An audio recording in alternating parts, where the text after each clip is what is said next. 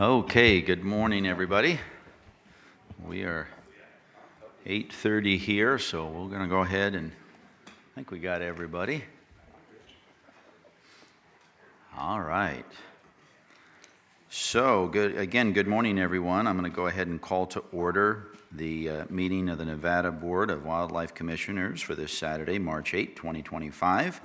And if I could maybe have Commissioner Bourne lead us in the Pledge of Allegiance. I pledge allegiance to the flag of the United States of America and to the republic for which it stands, one nation, under God, indivisible, with liberty and justice for all.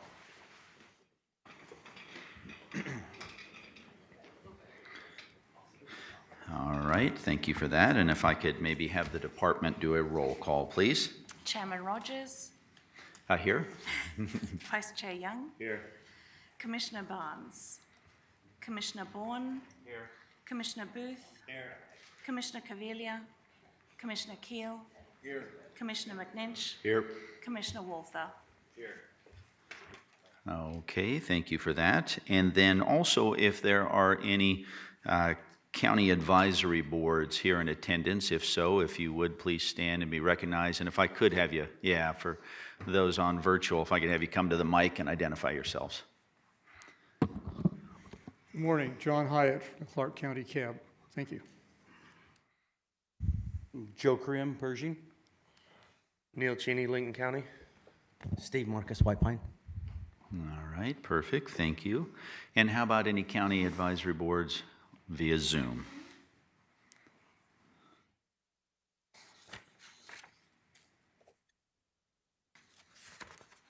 Glenn Bunch, Mineral County. Thank you, Glenn.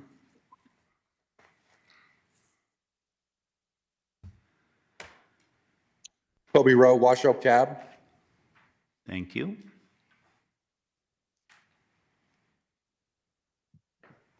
Jim Cooney, Elko. Thank you, Jim.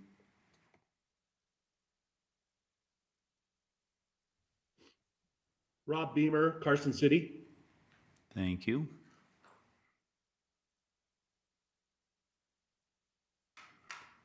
Mike Xavier, Douglas County. Thank you. That's it. All right, perfect. Thank you for that. We will move on to agenda item then number 18, and this is public comment period. This is informational. Public comment will be limited to 3 minutes. No action can be taken by the commission at this time. Any item requiring commission action may be scheduled on a future commission agenda. Persons making comments are asked to begin by stating their name for the record. So with that, is there any public comment here in Las Vegas?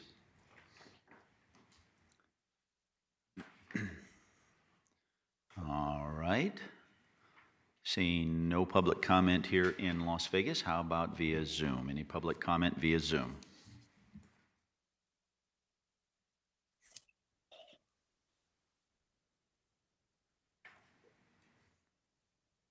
Hello? Yes, go ahead. Thank you. My name is Irene Payne, for the record. Calling in from Washoe County. I really appreciate the opportunity to speak. I just want to say a few words about the killing contests. These killing contests are really an absolute embarrassment for our state, and they really do not reflect who we are as a state. I know many ethical hunters who want absolutely nothing to do with them. And when I speak to citizens, they're absolutely horrified that such a thing could take place in our beautiful state. I've heard in the past that people blame coyotes for the decline in mule deer and blame coyotes for an awful lot of things. But really, the large decline in mule deer is because of loss of habitat. And maybe that should be something the commission focuses on in protecting our wild spaces, from overdevelopment. I think it really is about time we start to change our thinking about coyotes and realize that they're part of our ecosystem, and they're part of our ecosystem for all of our state, not just a few hunters who want to kill them, but for people who live in our state and are absolutely thrilled when they get to see our wildlife. So I would urge you to perhaps just rethink about how you perceive coyotes, and absolutely rethink about these killing contests, because as a state, we're better than that. Thank you very much for allowing me to speak.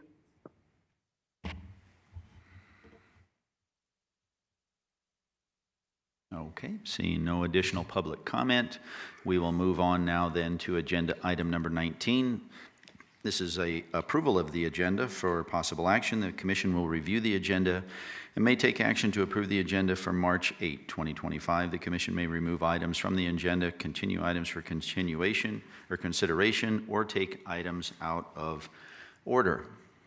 So with that, any discussion, questions, concerns from the commission regarding today's agenda? All right, seeing none. We'll go ahead and take this out for any public comment here in Las Vegas on today's agenda. Any public comment in Las Vegas? All right, seeing no public comment on today's agenda, let's take it over to Zoom. Any public comment via Zoom? All right, seeing none, I'll bring it back to the commission for any additional discussion or motion on today's agenda. Yes, Vice Chair Young. Thank you, Chair Rogers. I'll make a motion to approve agenda item number 19, approval of agenda. All right, we have a motion for approval from Vice Chair Young, a second by Commissioner Bourne. All those in favor? Aye. Any opposed? Seeing none, that motion passes.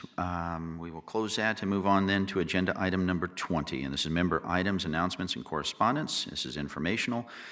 Commissioners may present emergent items. No action may be taken by the commission. Any item requiring commission action may be scheduled on a future commission agenda. The commission will review and may discuss correspondence sent or received by the commission since the last regular meeting and may provide copies for the exhibit file. Correspondence sent or received by Secretary Janae may also be discussed. And I know there was a couple of items that did come in yesterday. Excuse me. We had an item that came in from the N6 Grazing Board regarding the Cortez Range, and then we also had a correspondence from Rebecca Goff regarding agenda item number 23 today, the discussion on coyote calling contest regulations. And then we also had a number of form letters as well regarding the coyote calling contests. And other than that, I'm not aware of any additional correspondence that came in. Director Janae? That sums up what we have seen as well. Thank you. All right, perfect. Anything else? Any other items there from the commission? All right, seeing none, we will close out agenda item number 20 and move on to item number 21. And this is County Advisory Boards to Manage Wildlife, informational. County Advisory Board members may present emergent items. No action may be taken by the commission. Any item requiring commission action will be scheduled on a future commission agenda. So are there any county advisory boards here in Las Vegas with any member items? All right. Seeing none, how about via Zoom? Any county advisory board informational items on? All right. With that, seeing none, we will close out agenda item 21 and move on to now agenda item number 22. And this is Legislative Committee Report. Committee Chairman Paul Young for possible action. A report will be provided on the recent Legislative Committee meeting. So with that, Vice Chair Young. Thank you, Chair Rogers. Well, we'll go ahead and get started on agenda item number 22. Just from a procedural perspective, what we've been doing on the Ledge committees and what I'm going to recommend we do here today, or we've done in the past, is that Alejandro will go through the bill. I can then take kind of what the recommendation for the Legislative Committee was, and then we'll open discussion, and then we'll go out to public comment, and we'll bring it back, and then we can take a vote on that bill, and we'll move on to the next bill. So it's kind of the procedure of today's hearing. Alejandra? Good morning. Alejandra Medina, Management Analyst for the record. So today, Chair, I'm going to go through the Legislative Committee's bill tracking list, which is part of your support material. I'm going to go one by one, allowing each bill to be discussed, and Paul can then give you guys an overview of the Legislative Committee's motion, and then you guys can make a motion on the bill as well as a commission. So starting at the top, we've got Senate Bill 235. Senate Bill 235 mandates the adoption of regulations to establish a program which authorizes a person to transfer their big game mammal tag to any person under 18. Section 2 of this bill removes the penalty for individuals refusing to show a game warden anything except their license or permit. And currently, an individual may be required to show their license, permit, wildlife in their possession, or any weapon, ammunition, or apparatus in their possession. Section 2 of this bill also clarifies that the license or permit that a hunter or fisher holds may be physical or electronic. Section 3 of this bill authorizes a person for non-commercial purposes and without the required tag to take or gather a skull or head of any wildlife species for which the tag is required, with or without antlers or horns attached. Thank you, Alejandra. And I apologize in advance. The next time we have the bill tracking list, we're going to do a little smaller font, if we could request that. That is my bad. And thank you for the presentation. So historically, the majority individuals are familiar with some parts of this bill. This is Senator Ira Hans's bill, known as kind of the deadhead bill. There's also a mandatory for tag transfers in this bill, which again, I know the commission is pretty familiar with. The concerns that were, so the committee voted to oppose, officially be in opposition of SB 235 at this time, however, supportive of the concept, specifically in Section 4. The opposition, or concerns I should say, are as to Section 2, the removal of the language from Section 2 has a law enforcement concern, and if the commission wants, Chief Game Warden Knight can come down and explain. But long story short, it's concerning because when a warden approaches an individual, they're unable to ask questions about the ammunition, the firearm, and what have you. And so that's, again, just a general law enforcement concern, specifically when it comes to game investigations. Section 3, there was discussion around kind of it conflicting with Section 4. Dag Burkett was probably happy to answer any questions on Section 3 if anyone has any. And then Section 4, again, and the committee recommended, they're in support of this section. Again, this is not the first time this has been brought. The concerns are on the line 14, and I apologize, not all of you have this in front of you. It says, a person may, for non-commercial purposes and without obtaining the required tag, take or gather a skull. The language or the word take is very concerning. Obviously, that could be construed as harvesting or removing, and this is for deadheads. So we're going to recommend that take is removed, and it just says gather a skull or head. And there's also a concern of not having any contact with the individual, and there was a recommendation from the department to have the deadhead come and checked in, just again for kind of a law enforcement perspective. So any questions on SB 235?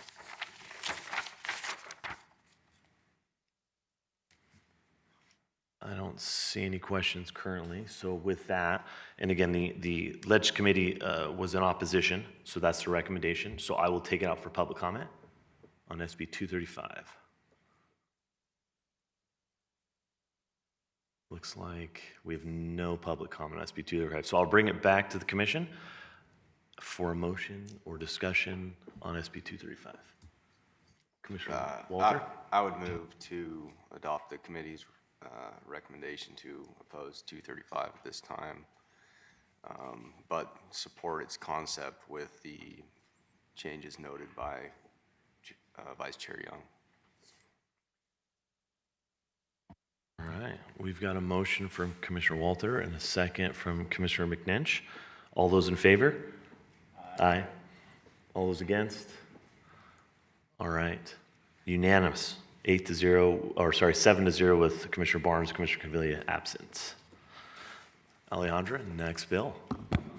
Thank you. Next, we've got Assembly Bill 242. This bill requires the Sagebrush Ecosystem Council to develop a habitat quantification tool and to set forth in regulation any method or formula used by the habitat quantification tool for calculating debits and credits.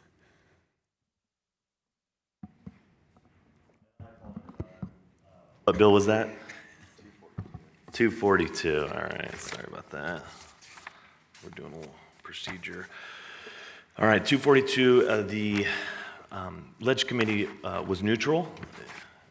It is Sagebrush Ecosystem Council. My understanding, it's kind of a cleanup, but we were neutral on the bill. So I'll open up the committee or commission for any questions.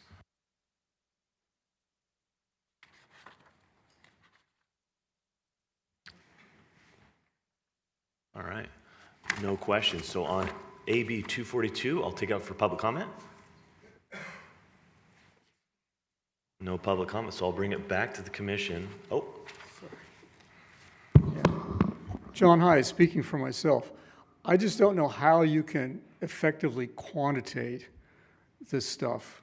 In other words, how do you say this piece of habitat is 10% better than that piece of habitat or 10% less or whatever it is? I just don't know how you do that. It seems like it's kind of one of those things that, yeah, it's a great idea to have it quantitated, but how in actual practice, I don't know how you do that. Thank you. All right, and with that, I'll bring it back to the commission for a motion or some discussion.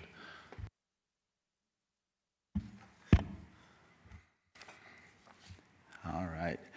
Just real quick before we move on to this, Dagburgett, procedurally, on this last motion, I know Vice Chair Young, speaking for the Legislative Committee, asked for a motion from a procedural standpoint. I'm assuming we're okay that he asked for a motion approval and not the chair. Oh, yeah. Okay. That's okay. I'm sorry? You can delegate to any member to make a motion or... Well, geez, if I would have known that. God. Certainly.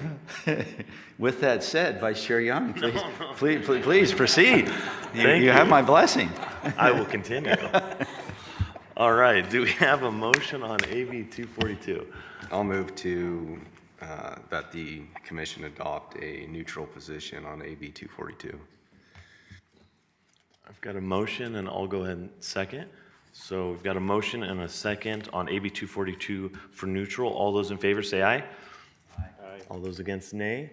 Passes 7-0 with 2 absents. All right, Alejandra, next bill. Next, we've got Assembly Bill 85, and this bill expands the Commission and Department of Wildlife's responsibilities to include designated invertebrates listed as species of greatest conservation need in the State Wildlife Action Plan. This bill does require a 2/3 majority vote, and the department has submitted a fiscal note explaining the need for one dedicated wildlife staff specialist position. Thank you, Alejandra. So this bill, again, is not the first time it's being run. It's Assemblymember Howard Watts' bill. My understanding in 2023, the commission was neutral on it. The legislative committee on this bill as well was neutral. There was discussion about, conceptually, there was not a huge concern on the bill. However, because of the fiscal note and because the department is already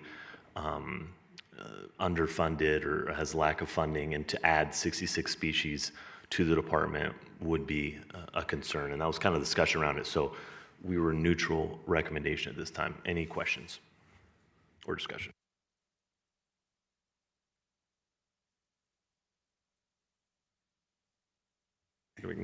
Thank you, Mr. Vice Chair. So I didn't have a question, but I did share during the committee that, I appreciate the neutral stance on the bill. I understand the concern for the department and the fiscal connections that could be attached to that. But I hope that there's a way that we can find our way to supporting the bill. It's important. We all recognize that. I think that most people would agree that it's an important concept to manage our invertebrates and conserve our invertebrates. And fiscal note aside, this bill's trying to put the authority to conserve, preserve, to protect the invertebrates somewhere. And that kind of opens the door for NGOs that we may never have had association with. It might open the door for, in this environment, I know it's tough, but, looking down the road, there might be some opportunities with some other monies that might be forthcoming or could come. And if we have the authority to manage or to conserve or do what we need to with these species, then we might have some opportunities there that are beneficial to all wildlife.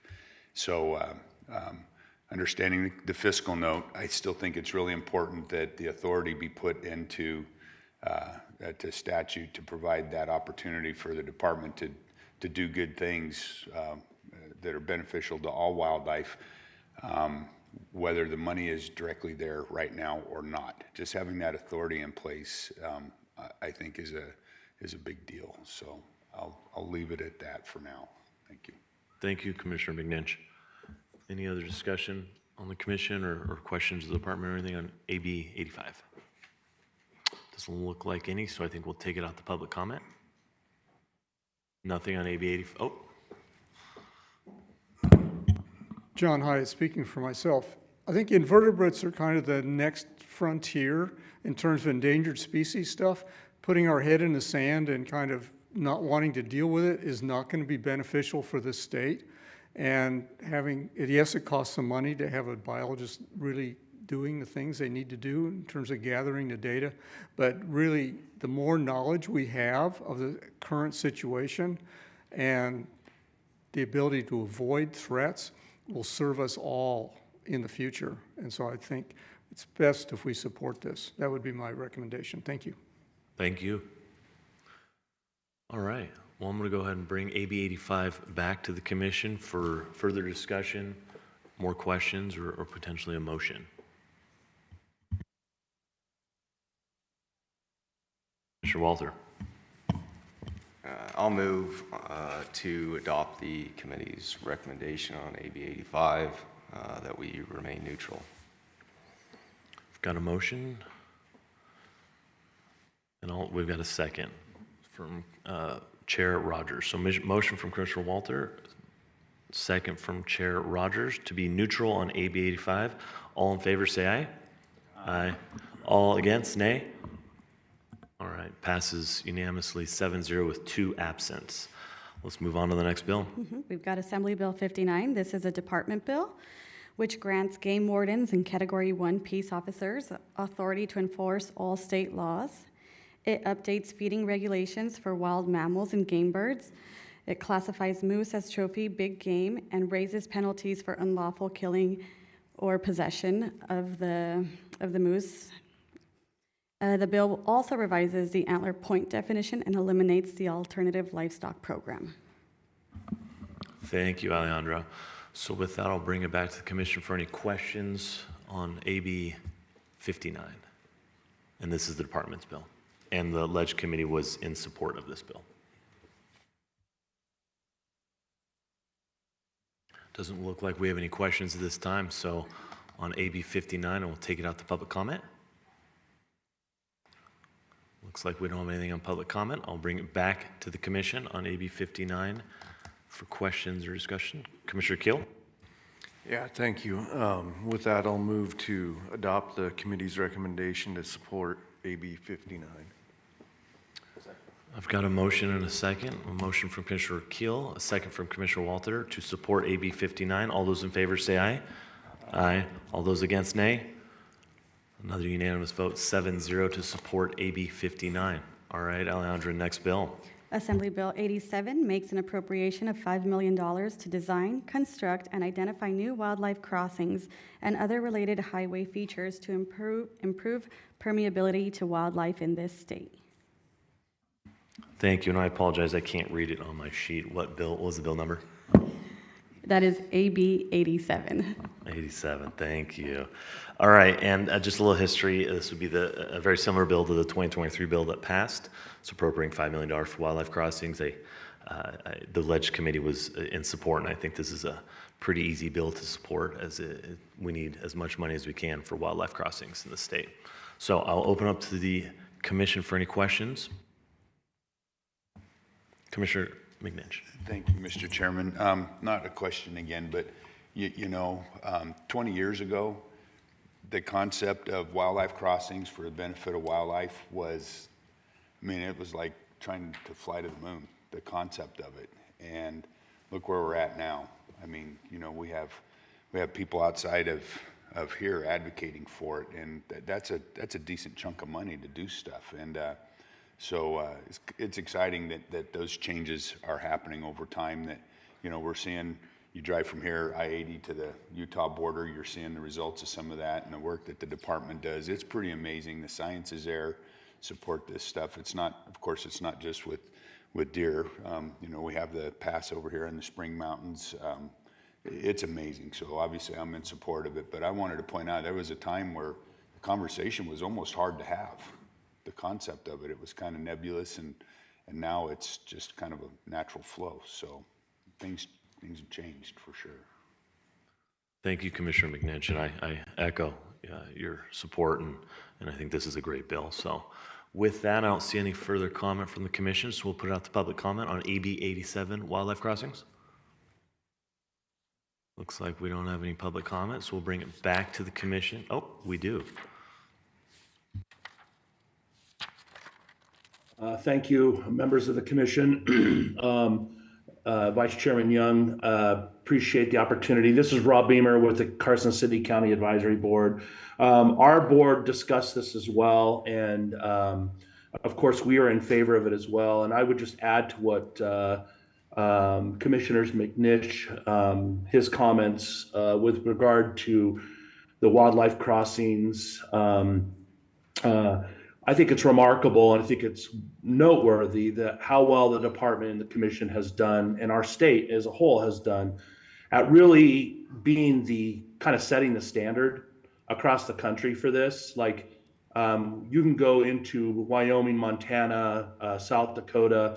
There's even areas down in Texas that have utilized our concept. And in fact, I know a few of these states have actually gotten our construction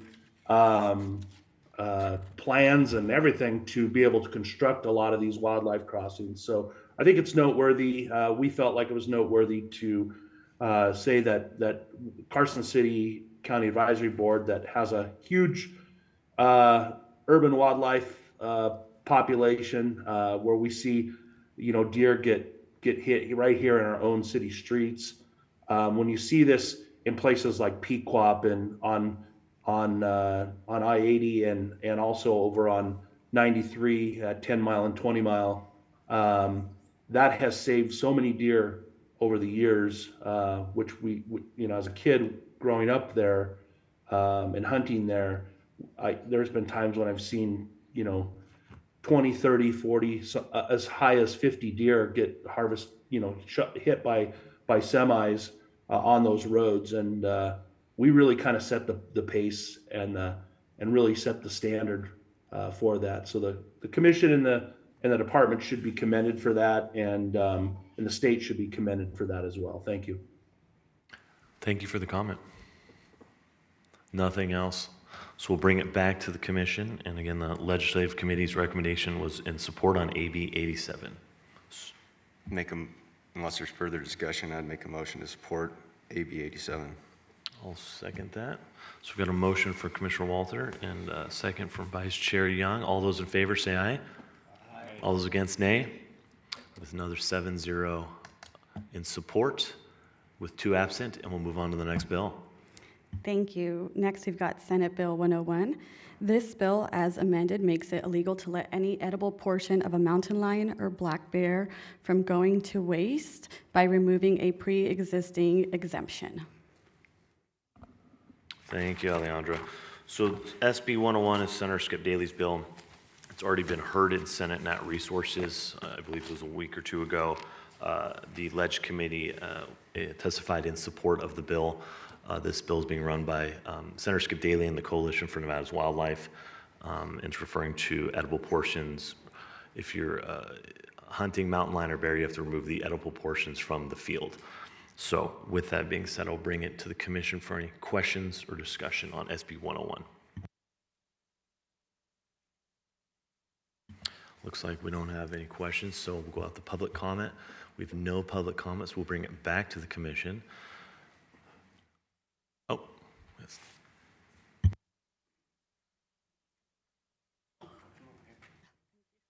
Steve Marks, White Pine County. We discussed this quite a bit, and we're totally in favor of this. And with an added point, we would possibly think about maybe increasing edible portions of elk to include the neck meat. There's a lot of meat wasted if that neck is not damaged in the taking. We feel there's quite a bit of waste in some of the animals that are not removed from the field. So we are in total agreement with this. Thank you. Thank you.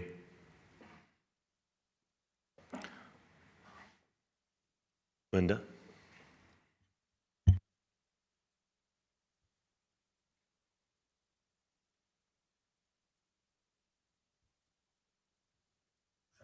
Thank you. Members of the commission, Rob Beamer again from Carson City County Advisory Board. We discussed this as well, given the fact that black bear populations are mainly in our county. And so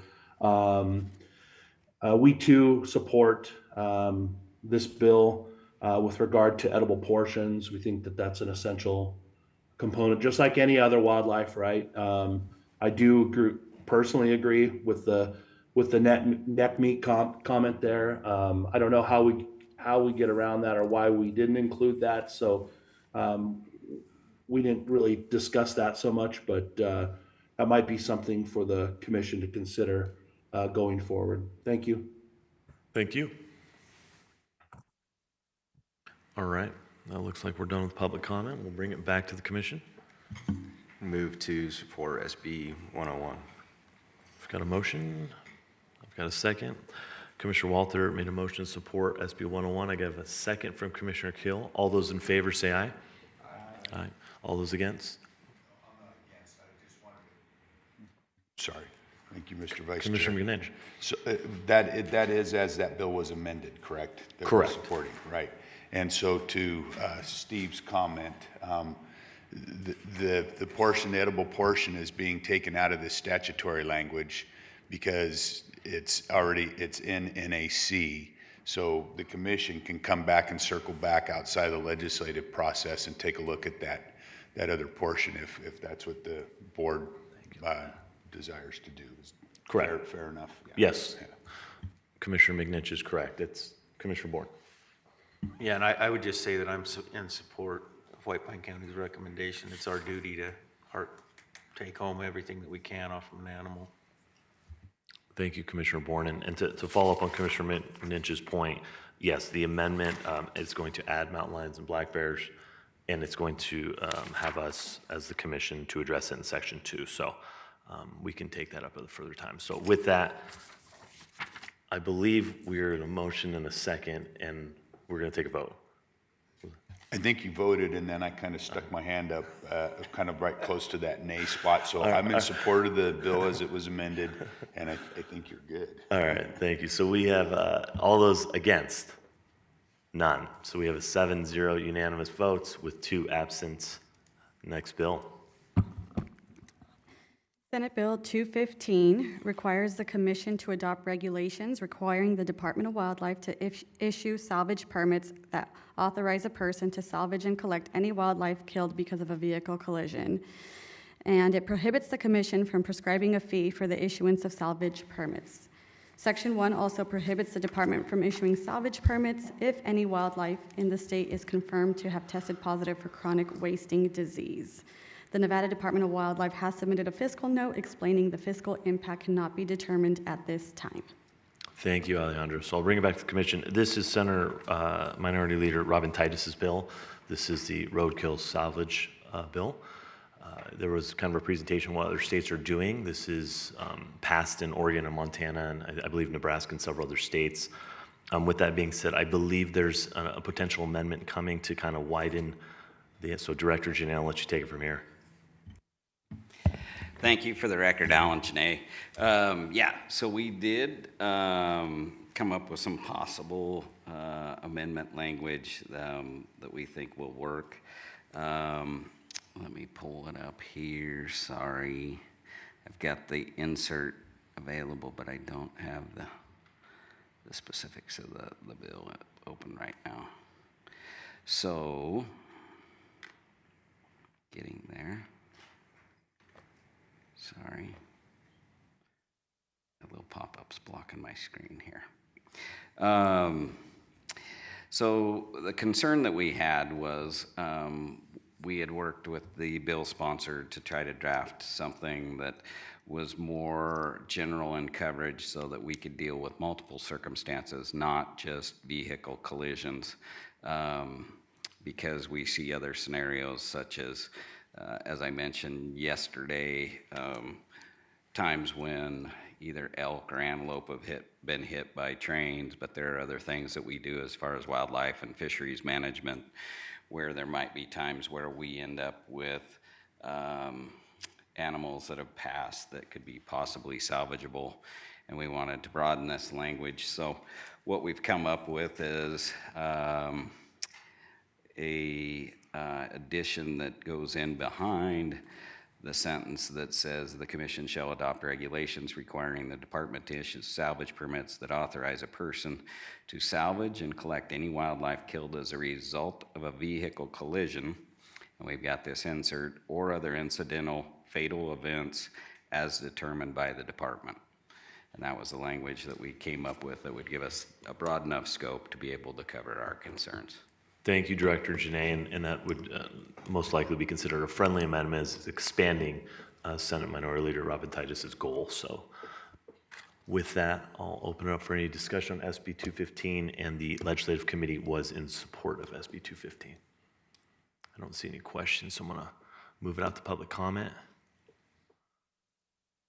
No public comment. We'll bring it back to the commission for more discussion. Yeah, I do. There is. I apologize, Vice Chair Young and members of the commission. Rob Beamer, Carson City County Advisory Board. We did discuss this one as well, and actually had an opportunity to personally talk to Robin Titus on this and other things. And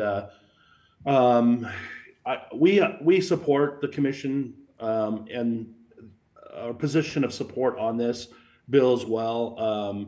We were just a little bit concerned as the head of or the president of OGT. One of our concerns, I know, for our board, and we had a few of the OGT members chime in on this as well, was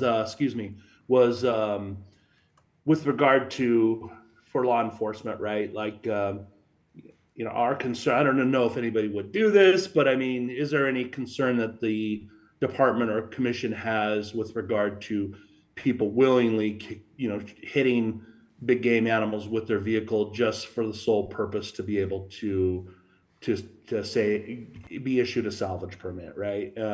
Again, I can't imagine anybody really wanting to do that, but I guess you never know, right? We've seen some pretty crazy stuff. So just some food for thought as you guys go through this, and then the department, especially law enforcement division, think about that scenario if that was to ever happen. Thank you. Thank you. All right, that's it, and I'll bring it back to the commission. Alejandra or Director Janae or anyone, when you were doing research on this in other states, the question of purposely trying to hit an animal to then use a salvage permit, did that come up in any conversations? Yes, Washington, Montana, Nebraska provided that information. Washington says there's been few recorded violations, nothing widespread. Montana said law enforcement has not seen issues since the program's inception in 2014. And Nebraska said no abuse that they are aware of. Thank you, Alejandra. And I would just point out, I think, those discussions have been had, right? But this is just giving us the authority to write the reg. So, I invite everybody to come and be a part of those conversations if this passes. I think the bill is a good bill. I'd make a motion to support SB 215. Thank you, Commissioner Walter. We've got a motion. With the amendment language, a discussion of the amendment language presented by Director Janae. Thank you, Commissioner Walter. We've got a motion from Commissioner Walter to support. We've got a second from Commissioner Bourne. All those in favor say aye. Aye. All those against, nay. 7-0 with 2 absent on SB 215 to support. Next bill. Assembly Bill 132 increases the maximum allowed capacity of a guzzler to 40,000 gallons and increases the maximum allowed pipe length of the guzzler to half a mile. Thank you, Alejandra. So AB 132 is Assemblyman Toby Urick's bill. This also is being worked on with the Coalition for Nevada's Wildlife. This timing of this bill is probably at the right time in the current circumstance we are. And as we saw on the tour yesterday, this expands the guzzler capacity from 20,000 to 40,000. So an expansion of the capacity of guzzlers. So with that, any questions from the commission? Doesn't look like any, so we'll go out to public comment AB 132. Nothing, so we'll bring it back to the commission for any further comment or potentially motion. I'll make a motion to support AB 132. Got a motion and a second. A motion from Commissioner Walter, a second from Commissioner Bourne to support AB 132. All in favor say aye. Aye. All against nay. We have another 7-0 vote with 2 absent on AB 132 to support. Next bill. The next bill is Assembly Bill 245. This bill makes it a gross misdemeanor for a person who is less than 21 years of age to possess or control a semi-automatic shotgun or a semi-automatic centerfire rifle. And you should all have that bill language in front of you or as part of your information, little packet. All right. Thank you, Alejandra. So AB 245 is Assemblymember Sandra Howdige's bill. This is the second time, I believe it was a very similar bill in the 2023 session. So this is a firearm bill. There was discussion of concerns, and the legislative committee was in opposition, was a recommendation because of the semi-automatic shotgun and youth concerns. And my understanding from how the bill is currently written that under 21 youth would be unable to use a semi-automatic shotgun. So anything else on SB 245?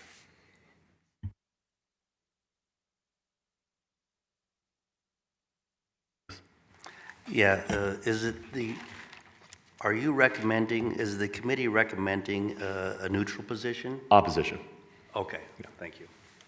And I agree with that. The Humboldt County CAB agrees with that, opposition to that.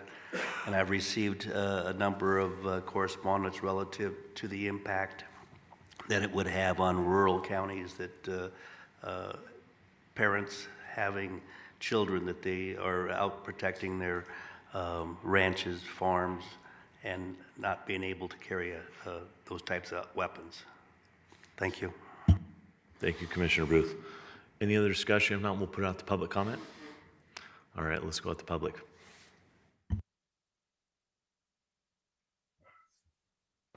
Thank you, members of the commission, Vice Commissioner Young, Rob Beamer from the Carson City County Advisory Board. For the record, we too at the County Advisory Board in Carson City discussed this, and we're absolutely opposed to it, just like we were last session. Just by way of, just to remind everybody, this bill did actually pass through the legislative process last year, and it was vetoed by Governor Lombardo.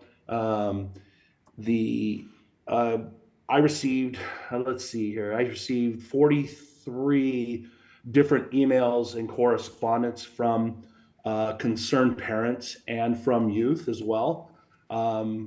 as many of you may know, I coach firearms training for youth and teaching them how to shoot shotguns and across the state. And we actually hold a state youth league in conjunction with the department, which is great. And this would prevent probably, I would say, close to 90% of all of our youth shooters who utilize semi-automatic shotguns for not only just recreation, but more importantly, to teach them because of the management of recoil that we can that those firearms offer, right? And so everybody I've talked, I didn't receive anybody from anybody that was in favor of this. Everybody was against me from that purpose. So thank you. Thank you. Any other public comment? Stevie. Steve Marks, White Pine. We're absolutely opposed to this. Pretty much the same sentiments as Mr. Beamer. We feel this is totally opposite of what we're trying to do out there. Thank you. Thank you. All right. Doesn't look like any other public comments. We'll bring it back to the commission, and the Ledge Committee's recommendation was opposition on AB 245. So any more discussion or a motion? Make a motion to oppose AB 245. All right. Thank you, Commissioner Walter. We have a motion to oppose AB 245 from Commissioner Walter and a second from Commissioner Bourne. All those in favor say aye. Aye. All those opposed, nay. Passes. Opposition on AB 245, 7-0 with 2 absent. Next bill. Continuing down the list, we've got Senate Bill 79. This is a department bill that we strongly believe will not advance this legislative session. So we have moved SB 79 down to the no longer track session of the committee tracker. And I did present Assembly Bill 9 yesterday to the Legislative Committee for consideration. Section 1 of this bill allows for the temporary conversion of agriculture water rights for wildlife purposes to last up to 10 years as opposed to the current 3 years. And they'll be able to extend that for 5 years. Thank you, Alejandra. So on AB 9, the Legislative Committee recommended a neutral position as there really wasn't enough information available. Again, it's changing the years, the duration of the years on it. With that, any questions or discussion on AB 9? Doesn't look like any, so we'll go out to public comment on AB 9. Doesn't look like any, so we'll bring it back to the commission for a motion or more discussion on AB 9, and it was neutral was the recommendation. All right, Commissioner Keel. Yeah, I'll move that the commission adopt the committee's recommendation to remain neutral on AB 9. Thank you. We've got a motion to remain neutral on, or to be neutral on AB 9 from Commissioner Keel and a second from Commissioner Walter. All those in favor say aye. Aye. All those against, nay. All right. Motion passes unanimously 7-0 with 2 absent. Thank you, Alejandra. Great work. With that, I'll pass it back to the chair. You did such a good job, and I didn't realize I had that delegation authority. I may rethink things for next meeting. All right. No, thank you for that, Vice Chair Young. Good discussion around those items. With that, we will close out agenda item 22 and now move on to agenda item number 23. This is discussion on coyote calling contest regulation for possible action. Chief Game Warden Christy Knight. The Nevada Department of Wildlife will present an outline of potential regulatory provisions for coyote calling contests. These may include, but are not limited to, licensing requirements for participation in the contest, licensing for hunting all species, both unprotected and protected, and the establishment of coyote calling contest season. The Commission will offer guidance to the Department of Wildlife on how then to proceed. With that, Chief Knight. Good morning, Commissioner, Chairman, and Commissioners. Chief Game Warden Christy Knight for the record. So we're going to talk about contest concepts. I'm not calling it a coyote calling contest or anything like that because that put implications on it and possible loopholes, which we'll discuss today. So I'm just calling it contest concepts. So on the overview, the commission asked me to talk about two things, or bring forward two things. One is the season, which is September 1st through March 31st. That was come up at the last commission meeting. The question is, will that be NAC or CR? And then this wasn't talked about, but we did think about it, is boundaries. On other permits, there are boundaries. They have to say where they're going to work, or where they're going to have the competition in. Like the field trial permits and things like that, they have to have an actual location for it. And then number two is license, and there's two concepts with the license itself. There's one with a special license and permit, with participants having to get a license.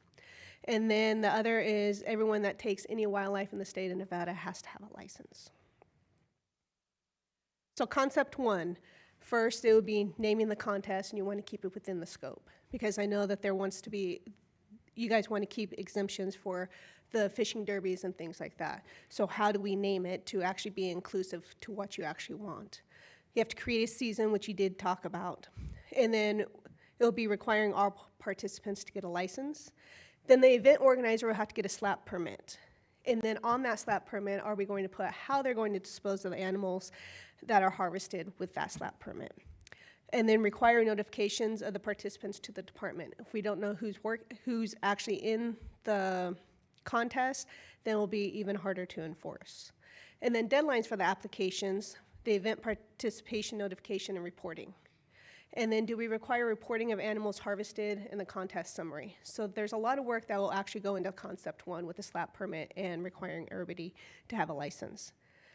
Concept two is actually very enforceable, and it's a lot easier, and it's just requiring everyone in the state, resident or non-resident, that wants to hunt any wildlife in Nevada to have a license. We can put exemptions in there for private property.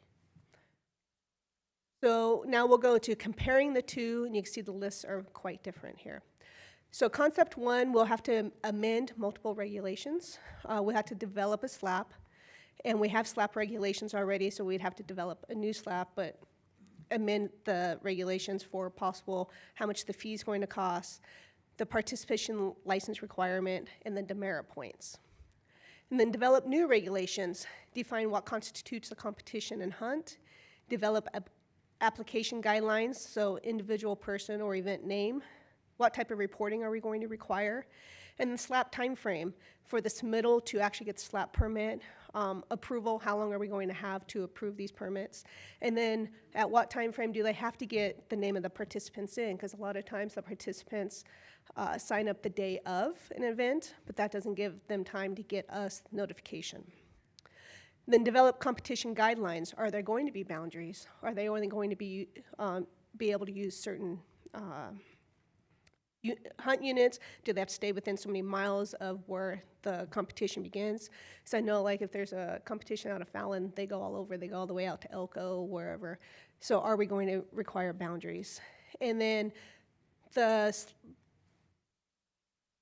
SLAP event organizer will have to actually check verification of everybody's license. So that's also time consuming for them. And then reporting requirements. What time do they have to actually get in all the reporting requirements? And then you need to define the name of the event. So what's the scope of the event itself? Because if it's calling contests, you actually have loopholes with that in the sense that I'm not calling, we're just shooting. So we need to actually define what that would be.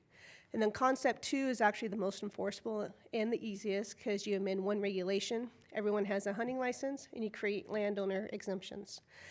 So with this I checked with all 50 states, and 22 of those states require everybody who takes any wildlife to have a hunting license, resident or non-resident. 22 of those have exemptions for certain species. Most of them are for pigs.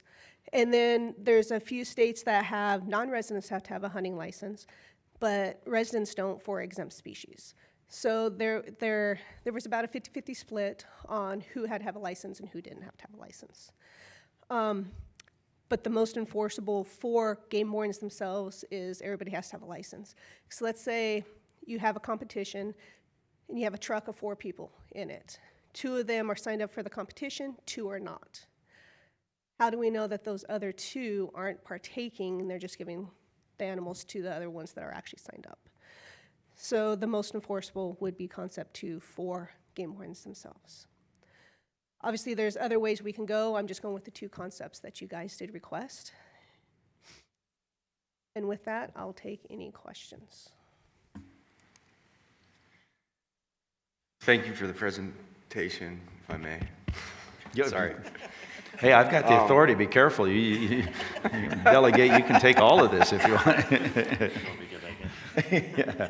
No, Commissioner Walther, please.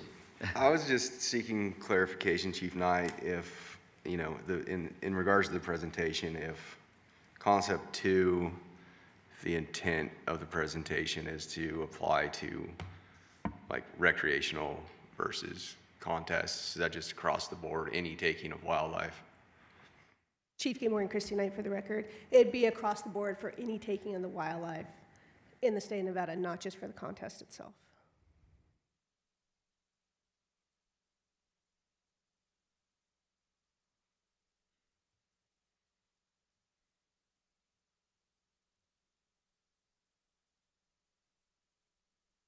All right. Any other questions at this time? Yes, Commissioner Booth. Yes, thank you. You know, when we met as a coyote committee relative to the coyote calling contest, and the motion that was made last time, or our last commission meeting, was to have a hunting license or trapper's license and a season only. And then we get these 2 options, which it's nice to hear about 2 options, but some of those options weren't even discussed in any of our contest committees that we had in Las Vegas, Reno, and Elko. So that's my theory, is to keep it simple. I like the number 2 option, but squirrel hunting out in Paradise Valley last weekend, there were a number of people out there hunting squirrels, private land. I don't know if any of them had hunting license or even knew that it was going to be required to have a hunting license. That would be something to inform the public if that were to come about. And with a hunting license, what happens to young kids under the age of 12? Are they gonna, what's gonna happen to them if they are shooting squirrels as well? Chief Game Warden Christy Knight for the record. You're correct, these concepts weren't necessarily talked about at the committee meetings. However, at the commission, our last commission meeting, these are the 2 that I was told to bring forward. And as far as the 12-year-olds or under 12 years, they're still exempt from needing a license, as all requirements are currently. Okay, thank you. All right. Any other? Yes, Commissioner Bourne. Thank you for the presentation, Chief Knight. I'm in support of concept 2, but I'm not in support of a hunting license for every animal, just for contests. That's the only thing I'm in support of. Thank you. I apologize, Commissioner Bourne. In support of concept 2, but with what constraints? I'm sorry? But I'm not in support of needing a hunting license for take of any animal. I'm not in support of that concept, just in support of the concept of a hunting license to participate in a contest. Okay. Period. All right. Sorry about that. No, fine. Any other? Yes, Commissioner McNinch. I'll try to keep it brief. I know this thing's been hammered on for a long time. For me, there was and has been, even outside of the contest conversation, comments from the public and sportsmen in support of requiring a hunting license for the take of any wildlife. That concept was out there. It's been within the last year. During one of our commission meetings, we could go back and take a look. So I know that there's some broad support for that, just the concept of that. I would support something along those lines, something that, along the lines of number 2, understanding that there would be private property exemptions and that the 12-year-old thing would still apply. I don't think that's unreasonable. I think that largely that's not going to impact a lot of folks in Nevada. I think that the people that come in from out of state, the non-residents, are going to have to pay more attention to it. I think that they'll have to make sure that they understand the requirements. But I think the people that are taking wildlife largely in Nevada are largely going to have hunting permits already, hunting licenses. So I support the broad concept. As far as the seasons go, the idea that requiring a season for these things, if that proposal had been on the table or been in effect a couple of years ago, when this commission was directed to take a look at our NACs and to get rid of NACs that may not be effective or may not have, they might not be doing anything. When the governor asked us to take a review, that might be one that would make the list. What does it really do? Doesn't, if it's gone, nothing changes, really. So I'm not in favor of a season on them. I think the idea of concept 2, just requiring a hunting license for all wildlife, even outside of the contest conversation, I'm in favor of that. I think there's a level of support across the board for that, and that's where I would go. So.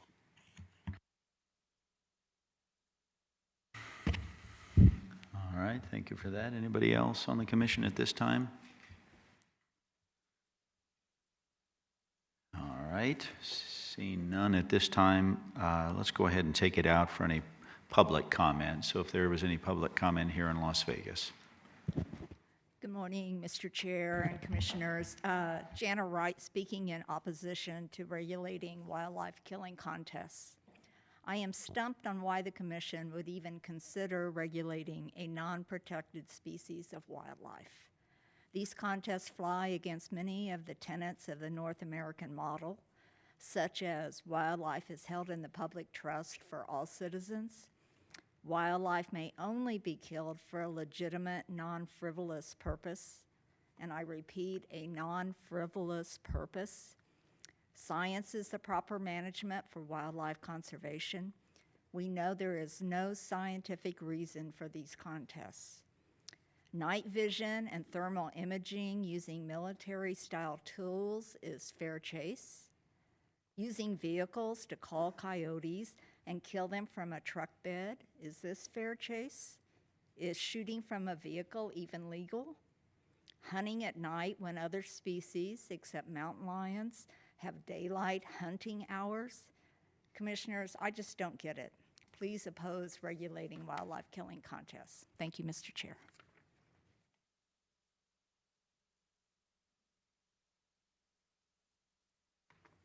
Good morning, Commissioners. I'm Stephanie Myers. Regulations without an outright ban will only send the message to the public that this commission supports these brutal wildlife killing contests. Regulations such as licenses and seasons, they might give the appearance that you're actually doing something about the problem, but really the opposite is clearly true.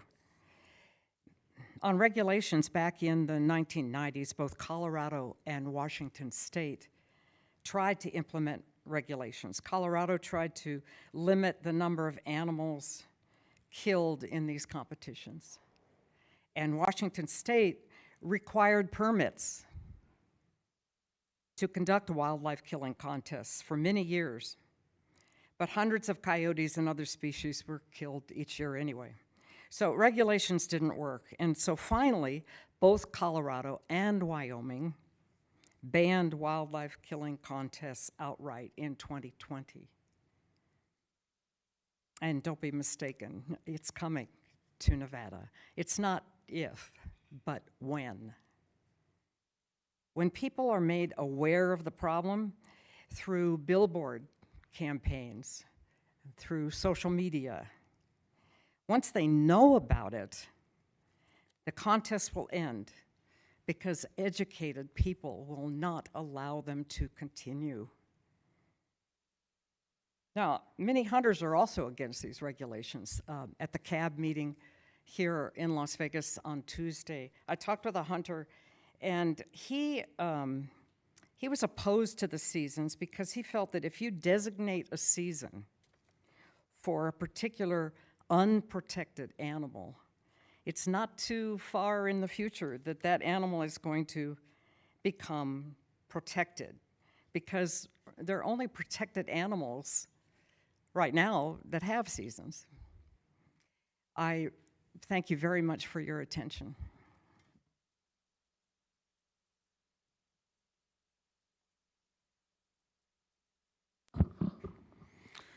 John Hyde speaking for the Clark County CAB. We spent a lot of time discussing this issue, and there was quite a bit of public comment about it. We wound up in the end saying that we would prefer, if you're going to do something, that you have a special use permit versus a hunting license to avoid the problem of confusion over protected versus unprotected species. But that said, this proposal doesn't really address the basic problem. Clark and Marshall County boards, commissions voted against having coyote contests. That's the bulk of the population in this state. And in the end, from a moral and ethical standpoint, it's very difficult to support coyote killing or calling contests, whichever you prefer to call them.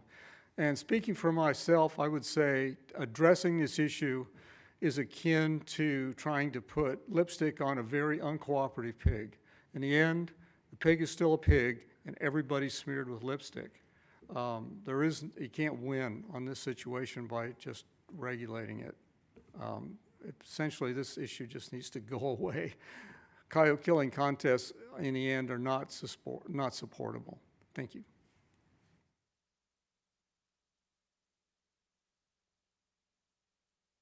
Good morning, Neil Cheney, President of Nevada Trappers Association. We have backed the predator callers this whole time through the whole last year of these committee meetings that were held. And last commission meeting, the two specific regulations was the season and a hunting or trapping license to participate in the event. That is not protecting the non-protected species. That is requiring the license to be in that event, that activity. For me, anything beyond those two specific regulations that was moved on by you guys in the last commission meeting is too far. Anything extra besides those two should have been brought up in the 3 committee meetings, almost a year of talking about this. There was plenty of opportunities to add anything extra beside those two specific regulations. We had the committee meeting in Elko where Commissioner McNitch had on the board for listing all the different kinds of things. And I don't see a reason to make a hunting license for every single species in the state required just to do this on calling contests,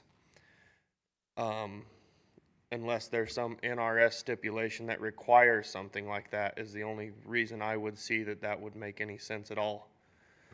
So I would like to urge you guys to try to stick to the 2 regulations that were moved on at the last meeting. Thank you.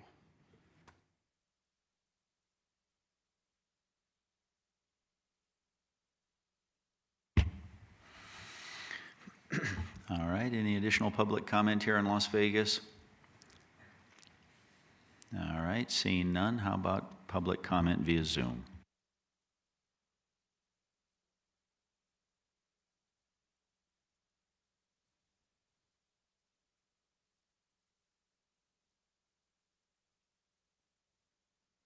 Go ahead, Kristen. Yes, not really Christian. It's George Forbush from the Nevada Predators Hunting Association. I'm borrowing a computer. Sorry for the misidentification. I'd like to echo everything that Neil Cheney just said. I'm a little frustrated, to be honest with you, because we put a lot of work into having these discussions where we had these meetings and a lot of ideas were brought forward, and this was something that was never discussed, to be honest with you. We're absolutely against concept number one for sure. I can't even go along with concept number two because we never wanted this to cross over into the recreational hunting. And I know there's a lot of recreational hunters out there that would not be in favor of this if they have to go out and start getting a license just to go out to shoot squirrels up on top of Paradise Hill or on public land anywhere, including coyotes. We would not be supported if we did that. Additionally, I think that is such a much bigger issue that if you really want to discuss that, that needs to start from the very beginning. That needs to go out to the cabs. And if you're going to make a hunting license across the board for everybody, that needs to start at square one. So that's where I'm kind of really stuck on this. And the read I'm getting on this is what I'm hearing is if you're saying you can't enforce what's proposed, it kind of goes along with what I said in November in Reno when I had that exchange with Commissioner McNinch about saying that as government, you have to govern equally and fairly. And where I said, if you're going to try to take away the coyote contest, you have to take away all of the contests. So if you're saying you can't enforce these regulations, then that essentially what I'm getting out of this is you're admitting that you can't take away the coyote contest then. And I don't understand how there can be an exemption for any other contest. Everybody has to be following the same exact rules and regulations. So that's my opinion. I think that this really throws a big kink in what we were trying to do. I think it also hurts Commissioners Booth and Walther and McNinch and all the work that they did. And so I don't know. This is something that I feel sabotages all the efforts we were putting in place, to be honest with you. So that's just my opinion.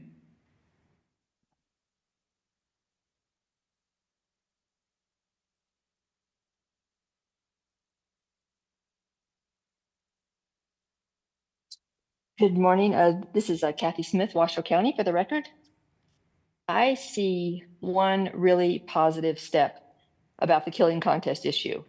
Finally, we actually agree that this is just about optics and the ethics of hunting. These proposed regulations are all about making it appear more palatable for others. This is not about helping coyotes. This is not about any type of population effect for predator or prey. This is not about saving deer, even the young, as mentioned in the past. So this is about making something offensive to most seem less offensive without actually doing anything of significance. And all of this was said on the record. The choice is naked without the typical false rationalizations. No management. This is just one group wanting to kill predators for cash prizes and camaraderie, and the other group that doesn't want them killed without a cause they see as legitimate. The emotional desire to kill against the emotional desire to not let other kill an animal without legitimate cause. There's no real goal. Could you stop it? Yes. Should you stop it? Public sentiment says yes. Most of you know you should. Will you stop it? Highly doubtful. Will you regulate it now that the coalition has given their blessing? Maybe. Could you regulate it? Of course you could, and you can regulate anything, and you don't have to regulate everything, because clearly some animals are game and some are not game. So clearly you can make distinctions based upon the type of animal, unlike the previous speaker said. Has this commission taken this opportunity to look busy without accomplishing anything to help wildlife? Unfortunately, yes. As I often do, I'm going to finish with a quote. This one is from Mark Twain. It is curious that physical courage should be so common in the world and moral courage so rare. Thank you so much for your time.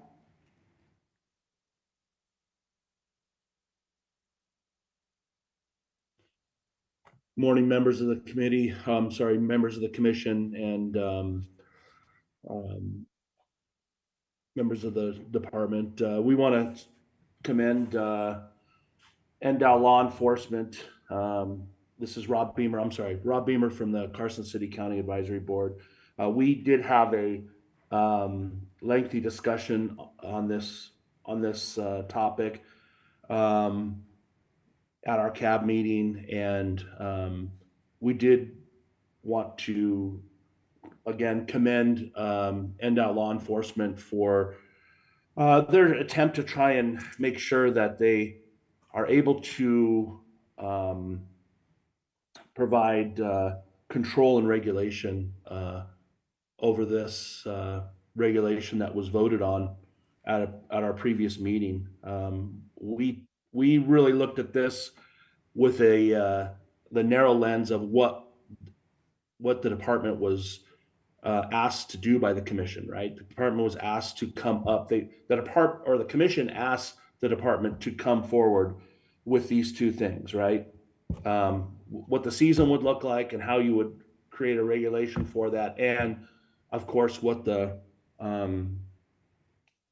what licensing requirements would look like. I think that Chief Knight did a great job. Her and her team did a great job at this. We looked at both concepts just from what we heard was going to be presented. And I think we sided more on the concept of concept number 2, but we too struggled with the issue of regulating all wildlife, making it to where it's just a blanket all wildlife. I know it would be easier, but I do think there needs to be some if the commission decides to go that way, we felt like there needs to be some carve-outs for what was already mentioned for landowners, carve-outs, as well as those species that we know are currently not regulated, like squirrels, jackrabbits, and things like that. And so we ended up with support to concept number 2 and supporting allowing law enforcement to do their job, right? And be able to regulate this and have some control on it as well, if given the fact that the regulation has already been approved by the commission. So we appreciate the opportunity to voice comment on this. Thank you.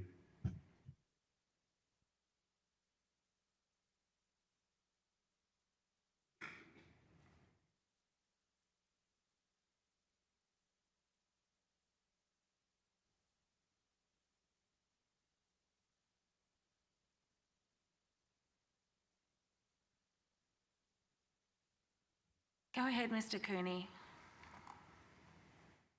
Mr. Chairman, members of the commission, for the record, Jim Cooney, Elko Cab.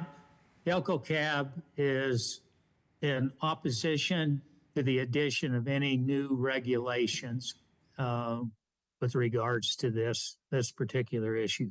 Thank you.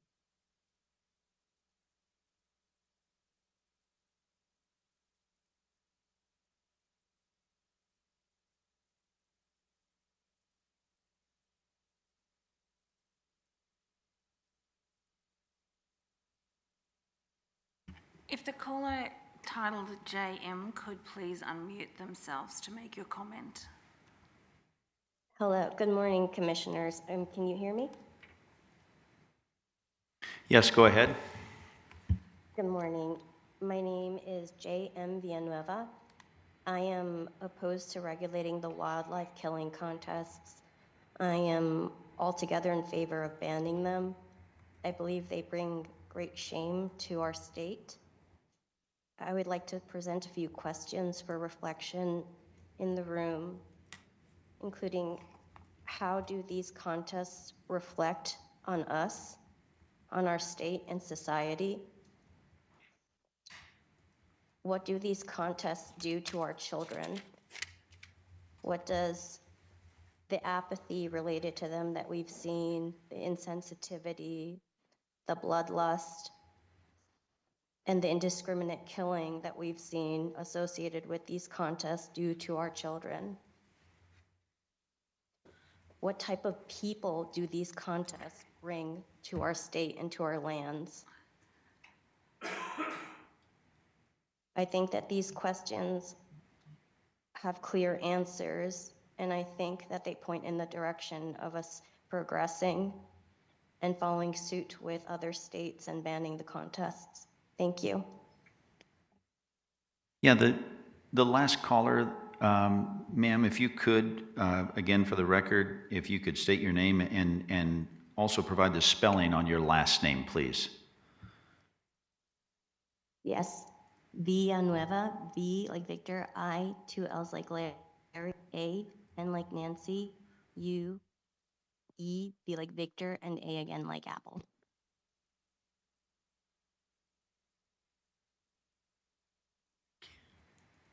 Thank you.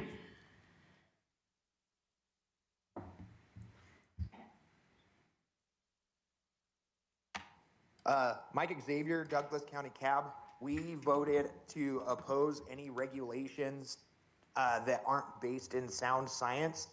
We understand the concerns, but there was no scientific evidence to support regulating these contests. And then we also found it ironic that in a commission meeting where we're voting to regulate coyote contests, we're also reading and voting on a predator management plan that seeks to reduce coyote numbers. Thank you for your time.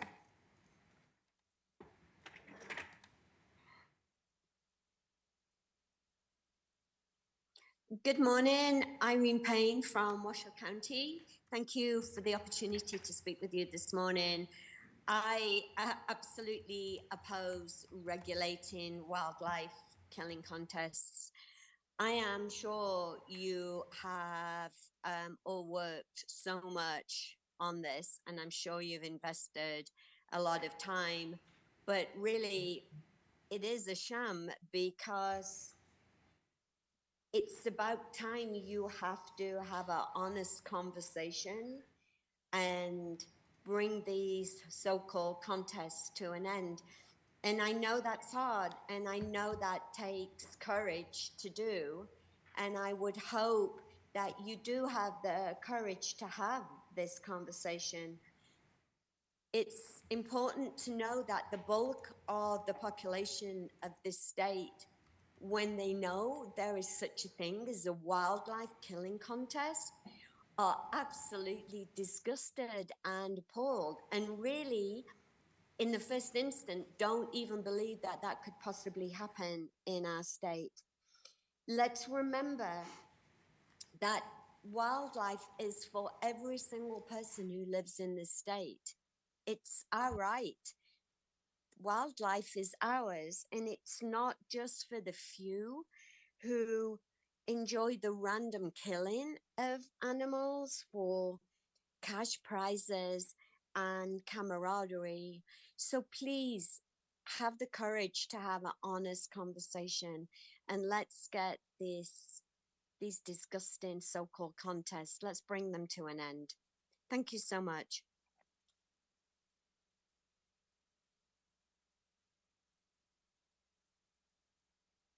Hello, Commission and NDOW. This is Kobe Rowe from the Washoe Cab. And I know that today's topic is a presentation from Chief Knight on potential regulations. And hopefully we'll get to see this again because I think today's discussion has been good. I also wanted to remind the Commission, since some members of the public, the CAB has voted, and most recently in our January action report, to deny the banning of coyote calling contests. I think there might be some confusion on that. So thank you for the clarification.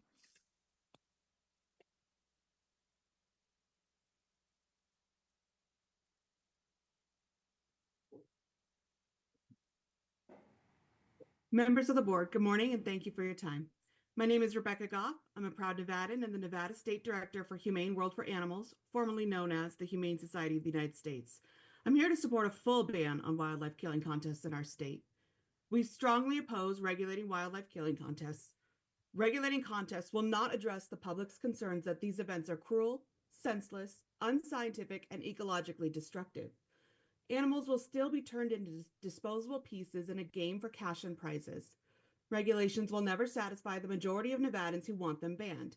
In fact, the regulations discussed are a complete joke and an insult to Nevada's wildlife and citizens. They only serve to show the public that the Board of Wildlife Commissioners supports this blood sport.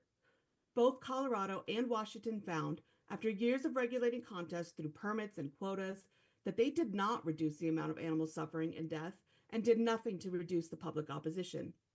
In 2020, the wildlife commissions in both those states banned the killing contests outright, acknowledging that they were unscientific and an embarrassment to their states and their hunting communities. We're glad to provide you with detailed information on both of those states. Furthermore, we have not heard reports of any political blowback or enforcement issues from wildlife agencies in any of the 10 states that have banned contests. They just banned them, and that was that.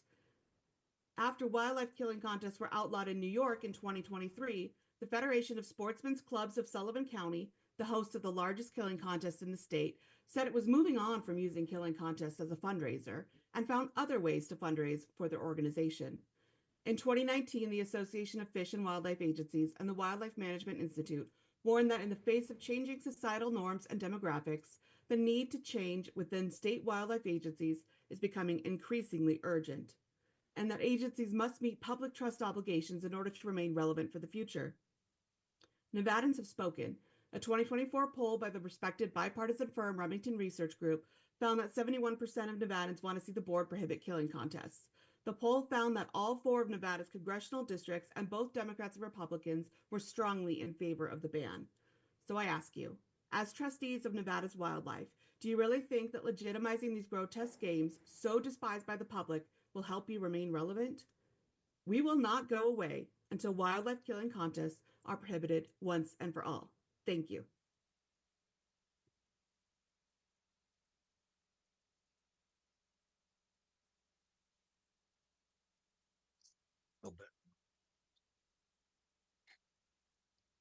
Mr. Chairman, I was just wondering, early on in the process, it was way easier to hear what people were saying. It changed. I'm not sure if there was a button flipped or what, but it's hard to hear. Yeah, agreed.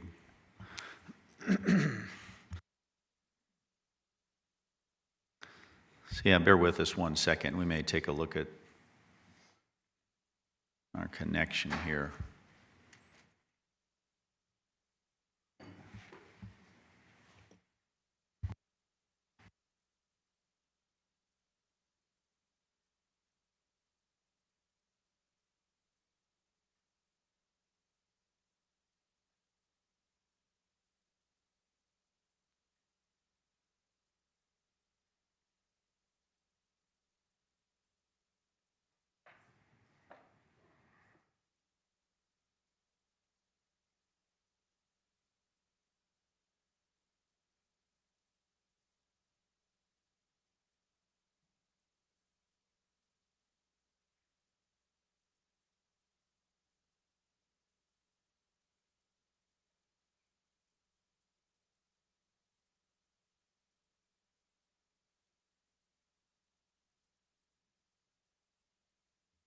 Go ahead, Mr. Benetti, please.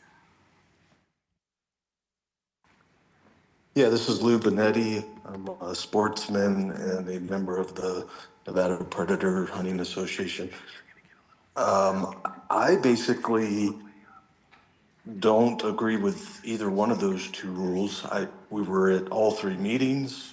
None of this other stuff somehow that has been discussed was never mentioned at any one of those meetings. It sounds to me like somebody has possibly snuck some other verbiage into this that was never discussed. I am in favor of the season and the hunting license. That was it. So I hope you guys would reconsider this and, not move forward with anything too far out of bounds that was never discussed. Thank you.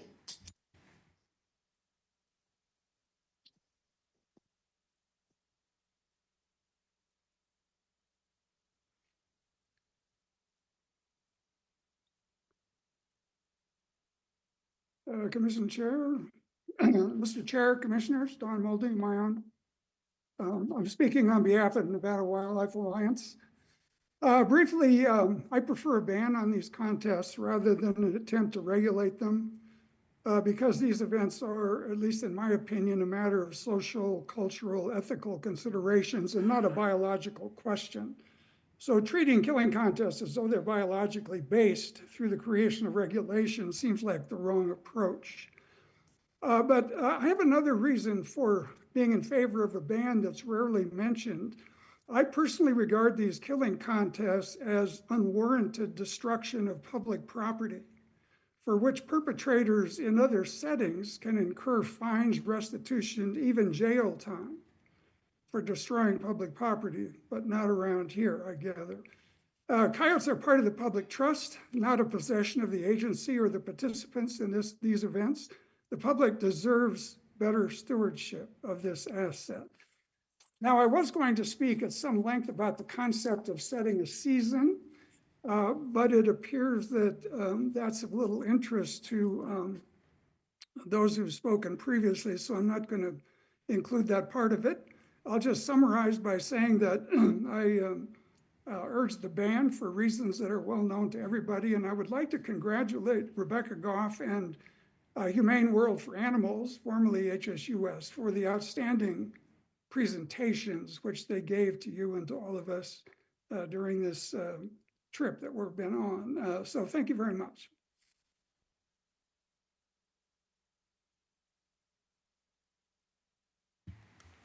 All right, thank you. Appreciate that. I don't think we have any additional public comment, so I will bring it back to the commission for any further discussion, comments. Yes, Commissioner Walther.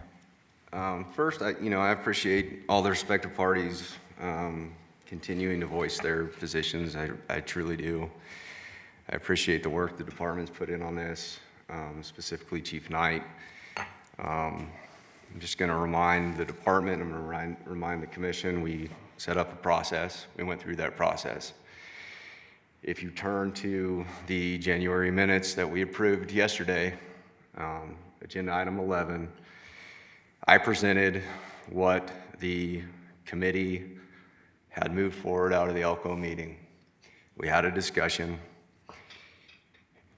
Mr. Booth made a motion on page 23 of those minutes at the top to regulate coyote contest with a Nevada hunting or traverse license in the coyote contest season run from September 1st through March 31st. That motion passed, and here we are in the weeds again.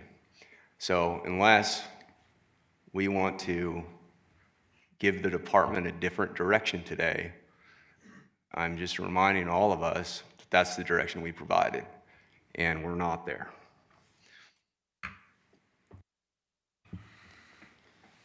Yes, Vice Chair Young. Thank you, Chair Rogers, and I'd second Commissioner Walter's position, and my question would be to either Chief Knight or Dagbert Cat. First, we'll start with the season. Is it recommended the season be in the NAC or the CR? So do you want to talk?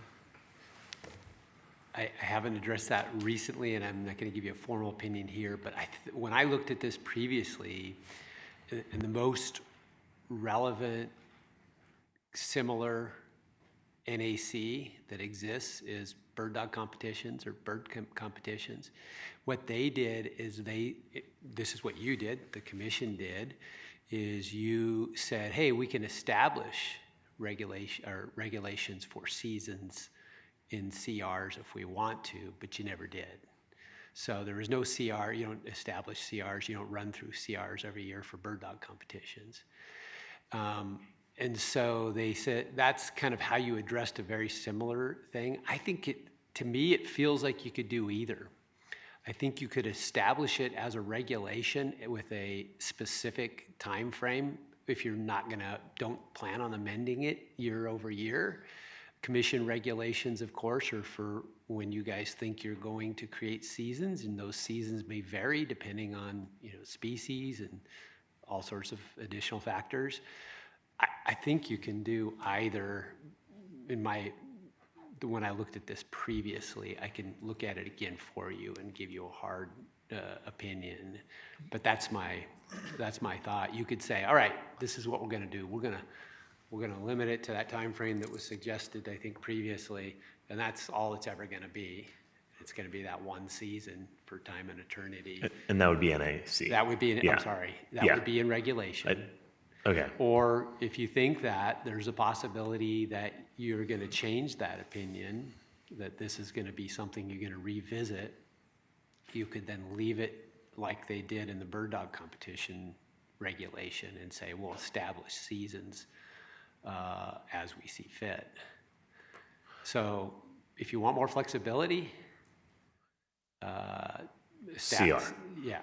Perfect. Thank you, Deborah. Yeah, and I think at least for myself, the NAC, I don't anticipate this season changing like you said, like a bird season or something to that effect. Second question, Deborah, do you want? Well, I just want to say that I want to make sure that I'm not giving you bad information. I gave you bad information once on edible portions, and I've lived to regret it ever since.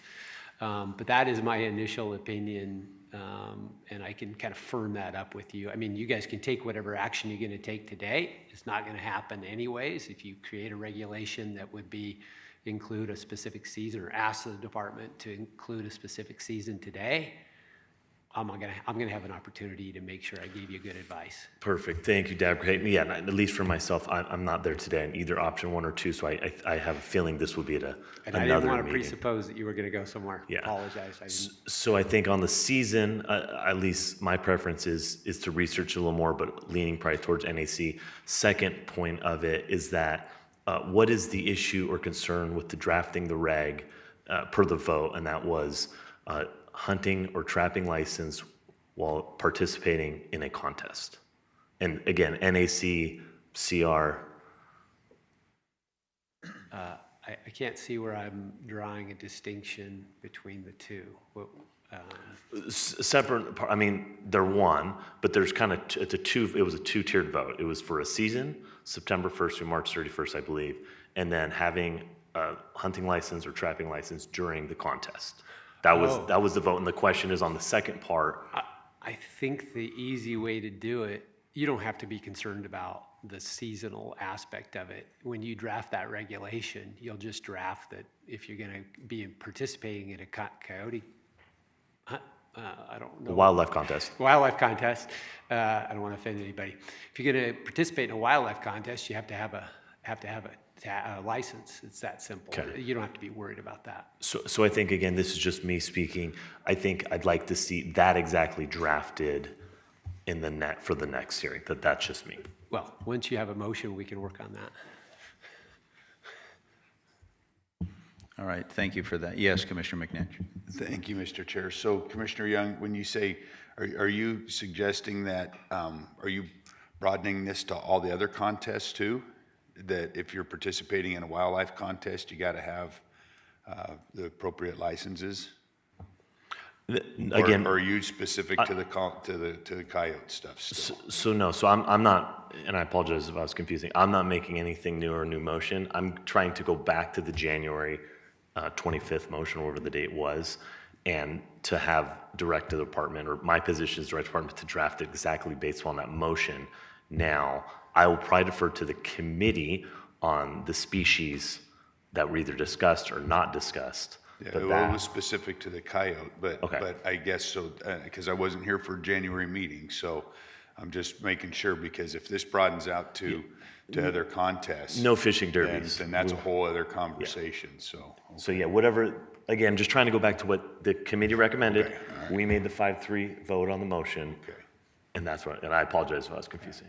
And in fairness, I remember a conversation somewhere along the line that if folks who are participating in a calling contest are required to have hunting licenses, then what happens to the truck that has 4 people in it and 2 are participating in the contest and shooting coyotes, and 2 are not participating in the contest shooting coyotes? You see the dynamic that could be at work there. Are the 2 that are not participating in the contest but shooting coyotes, they're not required to have permits per se, not in that scenario, correct? So, you know, I can see where it could be a law enforcement issue. These are the things that I felt like I dealt with in my regulatory capacity at times. You know, that's why the broader, just requiring a permit for the take of all wildlife appeals to me more, not specific to just the contest. So I'll throw that out. Yes, Commissioner Wolf. I mean, Mr. McNitch, I don't disagree that, you know, by us taking these actions or forwarding, you know, exploration of the regulation we forward in January is going to put, you know, more onus on law enforcement. But in regards to the specific scenario of some people in the truck unlicensed, I mean, how's it in a calling contest situation or whatever we're going to name this in regulation? How's that any different than an investigation when you got 5 guys in a pickup truck and 1 person with a deer tag? The 1 person in the truck has a deer tag. Right. But we have open investigations all the time. We've had a petition in front of this commission for father shooting his son's deer. So my point is, why, I mean, and we, Chief Knight, correct me if I'm wrong, I'm sure during numerous seasons, you'll have from time to time someone observing a chucker hunt. It's not a hunter. I mean, I've had people along with me before. People on deer hunts that don't hold a current license and certainly don't have a tag, just part of the party. So how does that change? I mean, we're adding another potential level of law enforcement activity and investigation. But it's the same investigation that occurs in a deer season. It's the same investigation that occurs in a waterfowl chucker situation. I mean, there's no difference. If there's reasonable suspicion that somebody else is shooting the species for which those people are out there either licensed or a tag holder for, it's the very same activity that is currently investigated now.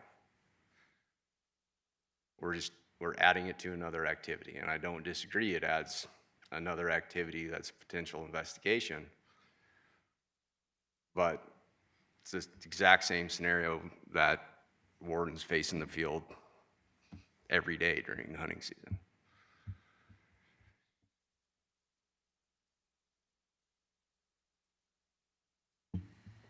Yep, Director Janae.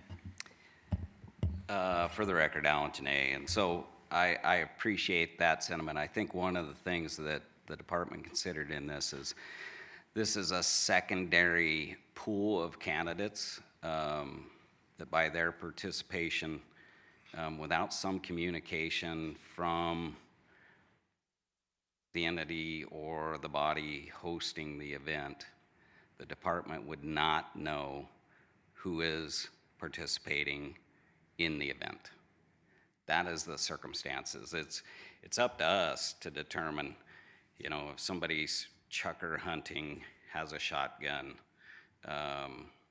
in their hand or in their vehicle, season's open, it's up to us to make that contact. We use our information. We know whether or not they hold a license. That's our base. When you run into an event, as the circumstance was laid out by Commissioner McNinch, where you've got 2 in, 2 out, and by current law, none of them have to have a license. But if there isn't communication from the hosting contest as to who is involved in that, we don't know whether or not they need a license. That's where we're trying to walk this line of trying to figure out this concept of participants needing a hunting or trapping license. There's no way for the department, without communication from the hosting party, to understand that requirement. Because right now, nobody else needs a license to shoot a coyote. So Without communication of the hosting contest to tell the department who's participating, we wouldn't know whether or not any of those 4 individuals needed that license. That's the confusion, because it is not just within the possession of the department's information to assess whether or not they need that. And I hope that helps. And I'm feeling kind of, Mr. Chairman, I'm feeling kind of compelled to put on the record, I'm processing this the same exact time you guys are.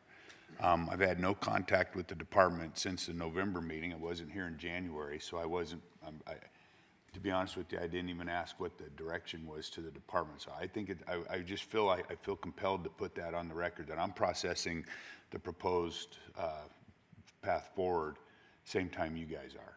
So you're getting my knee-jerk reaction to this stuff too, for whatever that's worth. Fair enough. I mean, yeah, I just feel compelled to put that on the record. All right. Thank you for that. Any other items? I'm kind of, myself personally, I'm kind of in the category, I think, with Vice Chair Young, and that is I don't want to deviate from the motion, the previous motion, right? That this notion of seasons and specific dates, and then some type of a regulation around licensing. There was just those, excuse me, just those 2 things. So again, where my head's at is creating some type of language specific. Again, those 2 separate items, specific to season, specific to license. I do tend also to agree with Commissioner Walther on the enforcement of those things. I mean, it is, and I appreciate the director's comments, but I think it is in line with activities that go on every day with any open hunting season, whatever species is that is taking. So anyway, that's where I'd like to see us be. I think is specific to that motion that was made at the previous commission meeting.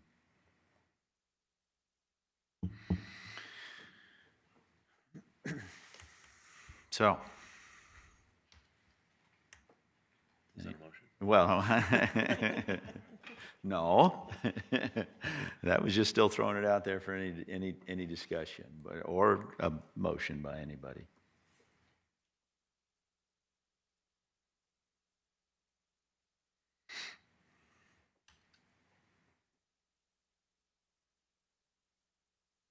But that's where, again, that's where I'd like to see, again, myself personally, some direction to the department specific to the motion that was made previously, but specific language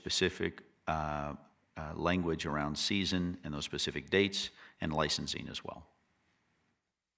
So that's where my head's at. I would also like to add to the fact that I appreciate the work that you've done, Christy, on it, because we did, Dag Burkett noted the last meeting to direct the department on where to go, and I appreciate what you've done. And I'm just trying to make it simple. And I do think that we need to indicate that it's for coyote contests only, not all calling contests or hunting contests, and that we have a season, and that we have a hunting license or trapper's license required. But also, is there, I know when we discussed it before, the other parties indicated that they wanted to be on the honor system relative to the event organizers and what they bring into it. But would it be advantageous to have the event organizers have a list of applicants and a license required? Or is it making it more difficult?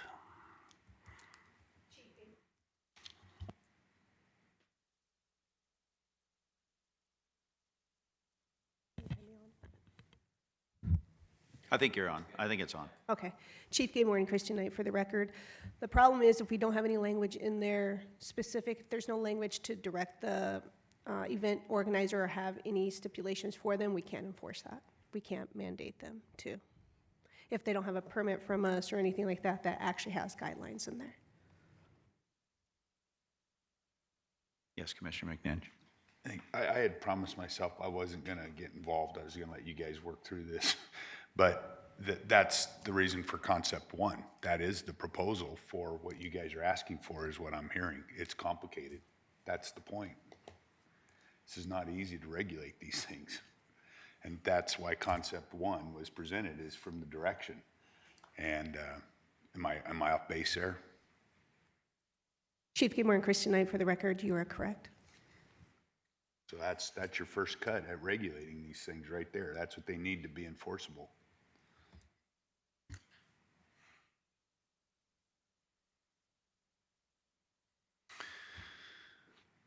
All right. Yes, Director Janae.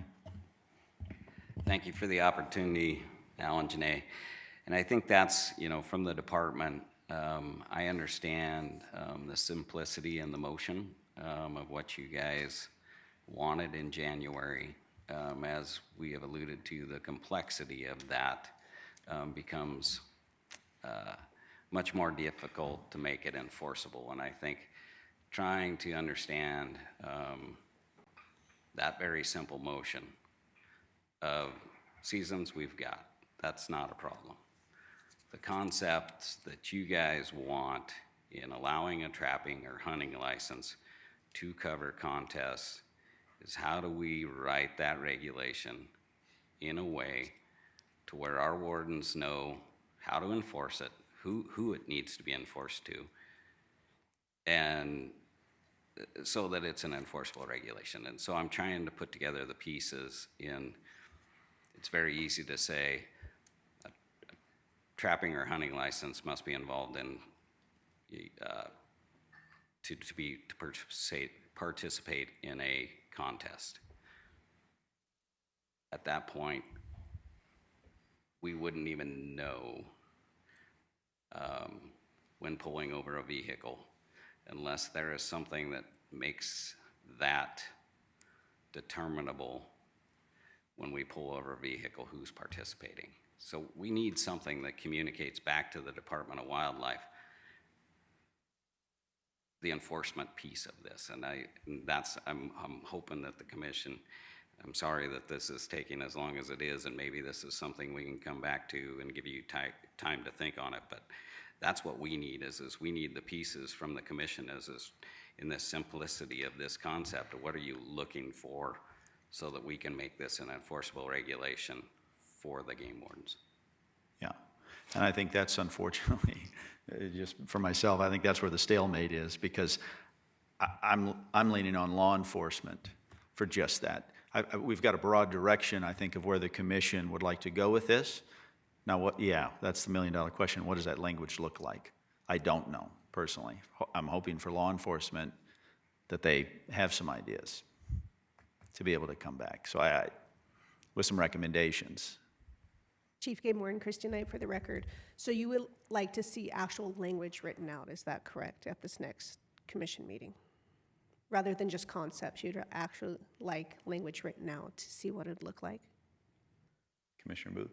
Well, I think from my impression from the commission is that the first one is not a very favorable concept. And I think number two is, in my opinion, the most favorable, except that we're putting a burden, in my mind, on recreational hunters to require a license.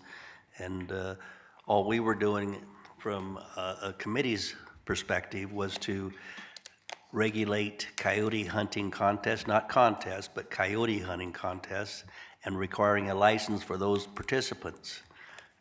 And trying to keep it simple, if it requires those coyote contest coordinators to have a license printed or available, so that if a warden shows up, they know who's there. That's what I'm thinking.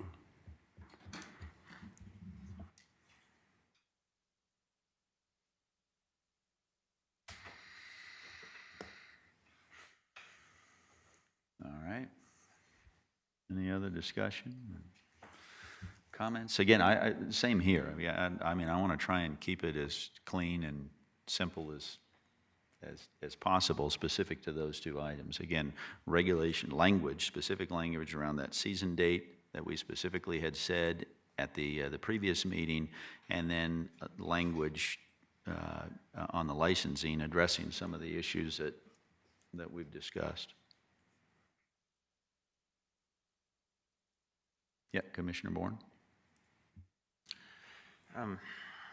Given the complexity of the hunting license issue, the special permit issue has been talked about a little bit, and I in no means want to go against the committee, but if you had a special permit for the person putting on the contest, you get away from all the hunting license issues, and you just need a permit if you're the sponsor of the contest. I'm just throwing it out there.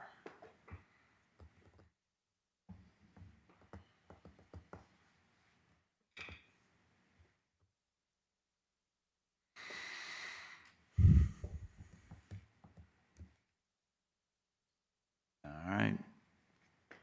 Flavor, thoughts? I'm open for any suggestions or.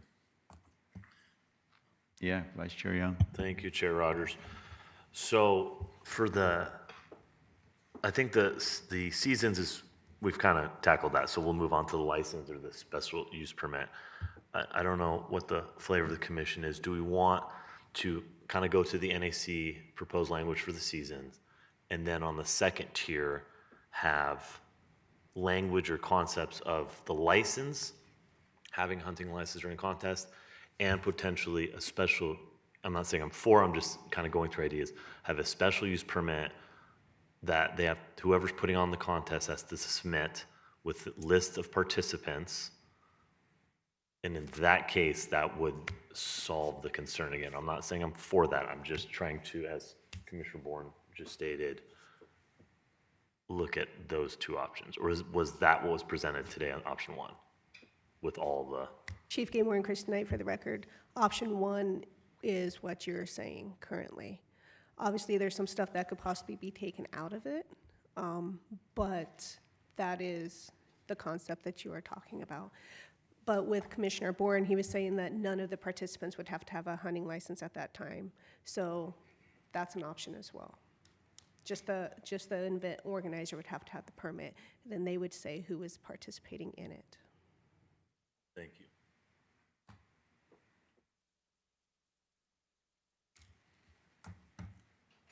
Yes. So in your opinion, Officer Knight, how would you recommend it to be? So that we can have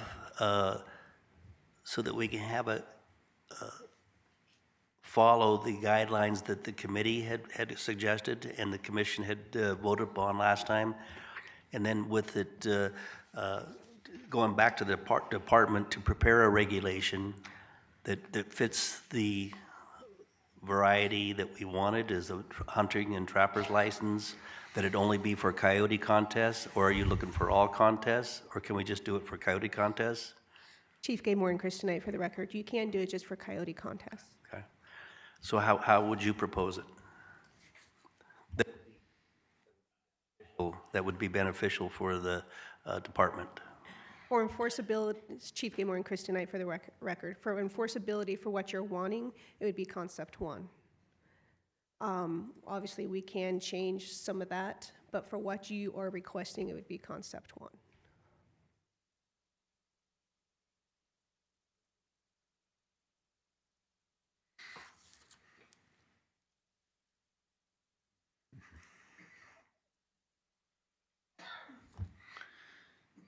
All right. Again, I think that, I don't know if concept 1, I'm certainly open for it. If concept 1, covers those objectives, that it is going to be in fact enforceable, but is getting back to, I don't want to deviate from the work of the committee, right? When they came down to those two specific items, season date and licensing. And if, you know, option one is the simplest way to do that, I mean, again, I don't know. Commissioner Booth? Can you show us on the screen what concept one is again, please? So on the, Chief Game Warden Christy Knight, on the comparing, it is a lot more amendments in regulation and developing new regulations. It's not impossible, it's just a lot more.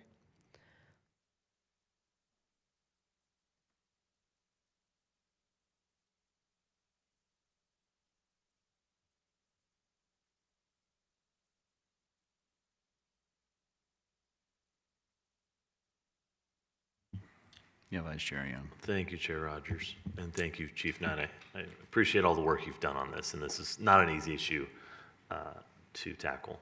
So unless there's more discussion, I might be in line to make a motion. Please. All right.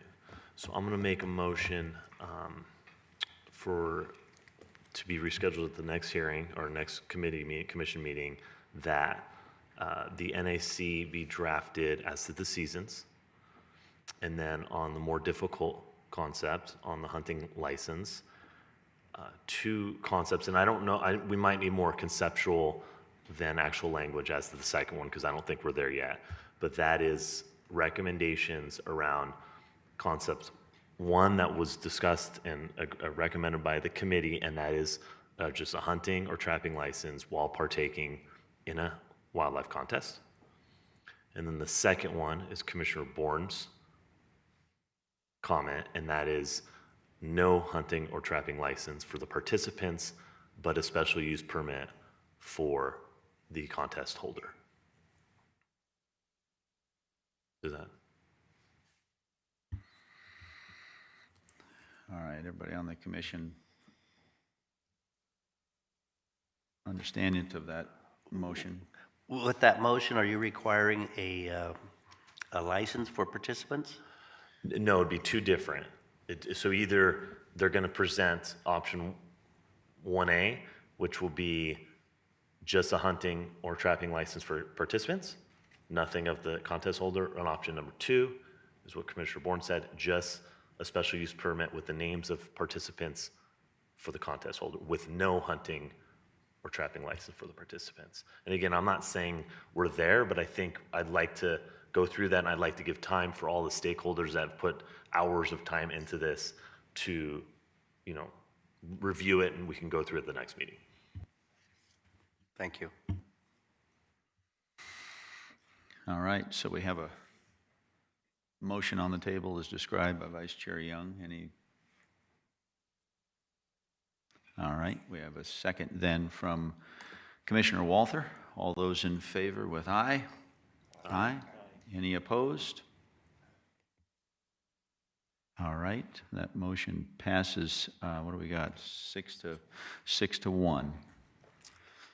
All righty, thank you. Mr. Chairman, if I may, from an enforceability standpoint, I'm fine with the idea of looking further into this. I think concept number 2, I understand that it brings in a different ideal, but I think it has a little broader support. It definitely makes enforcement easier. It's clean, it's quick to address some issues, and I know it drags, you know, the recreational hunting kind of stuff into the mix. But I've heard folks up here over the last several months. I've heard numerous people on both sides of the issue state that there was some level of support for that, and that would be the way I'd prefer to look at it. Doesn't resolve the calling contest issue. Anything we do is not going to. So I hate to. When we get these regs back, I think you're going to be surprised at what they look like. You know. That's my thought.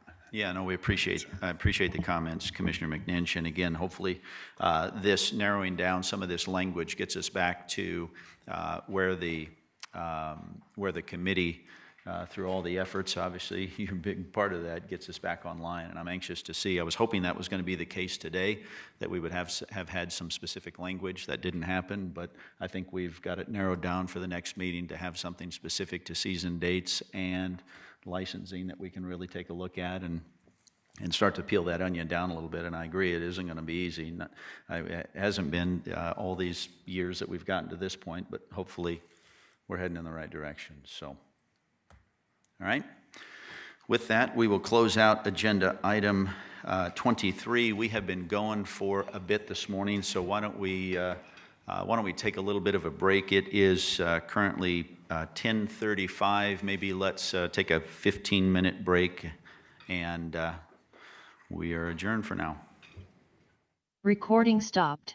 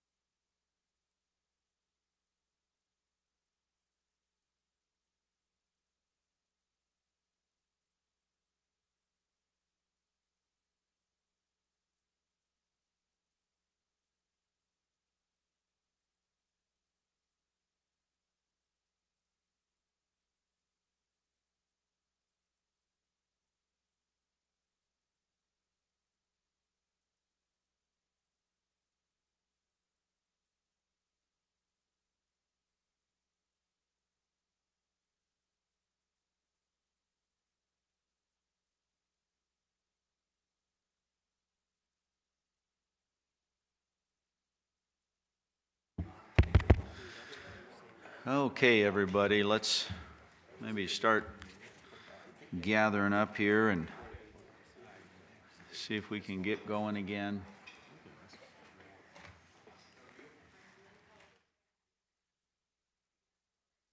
You have a computer issue?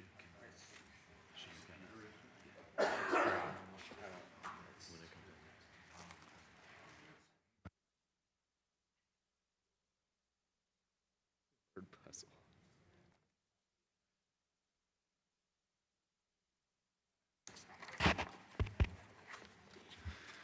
All right, I think we've got everybody here, so let's go ahead and get back going again. We are now on, let's see here, we are now on agenda item number 24, and this is draft fiscal year 2026 Predator Management Plan for possible action. Staff Specialist Joe Bennett. The draft fiscal year 2026 Predation Management Plan will be presented to the Commission for additional review. Comments or revisions from the State Predator, Animal, and Rodent Committee, the Wildlife Damage Management Committee, County Advisory Boards to Manage Wildlife, and any other interested entity to be compiled and shared with the Commission for consideration. The Commission may provide changes or additional direction at this time. So with that, good morning, Mr. Bennett. Good morning, Chairman Rogers. Joe Bennett, Wildlife Staff Specialist. I have a brief presentation for you today since this is the second time that you'll be seeing this draft predation management plan for fiscal year 2026. So just to circle back to the input opportunities, so Game Division Administrator Sean Espinoza reported on the 2024 predation management report at the November Commission meeting. It was the FY 2026 predation management plan was presented at the January Commission meeting. We held the predatory animal rodent control meeting on February 26th, where there was some discussion about maybe refining some of these projects to specific areas, but ultimately the committee motioned to move forward with the plan as presented. And then we held the Wildlife Damage Management Committee meeting a couple nights ago. There was not a quorum at that meeting, as Chairman Booth alluded to yesterday, but there was some discussion of reallocating funds from Project 40, or Project 38 to Project 40, which I'm sure we'll be discussing later. And then we're here at the March Commission meeting with the second iteration of the plan, which I'll go into some of those changes based off the input in January, and they'll be finalized at the May Commission meeting. And it's been discussed at all the supporting county advisory board meetings. So budget summary, I'm not going to go too much in detail because this is probably redundant at this point. So Assembly Bill 70 changed the NRS to where folks can choose where their $3 game tag fee goes. They can either choose to develop a plan for lethal removal or to develop or to place that funding in habitat management and research in non-predatory game species, where that funding will be allocated similar to the Heritage Program. So last year, in the 2024 draw year, 64% of people chose the lethal removal, which led to $722,000 being allocated for that fund.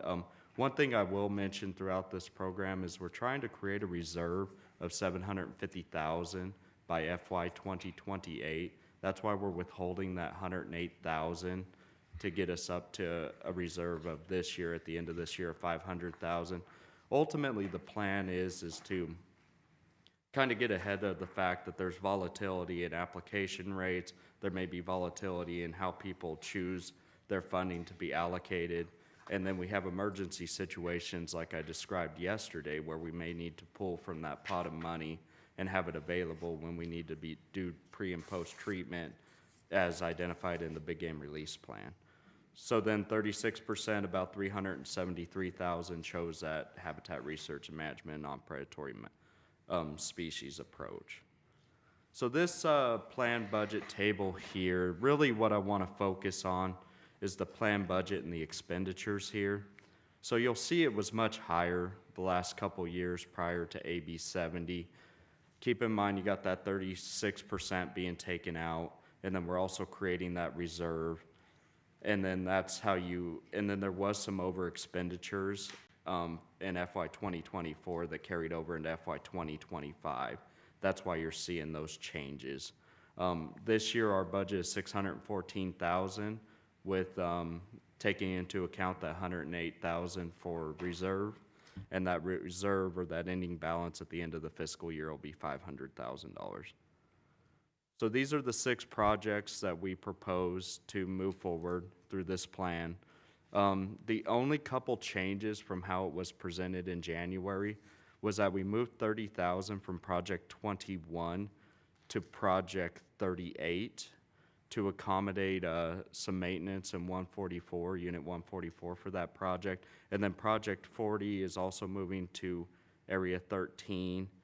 And then there was an error with project 47 where it was first identified in the plan as 75,000 when it should have been 80.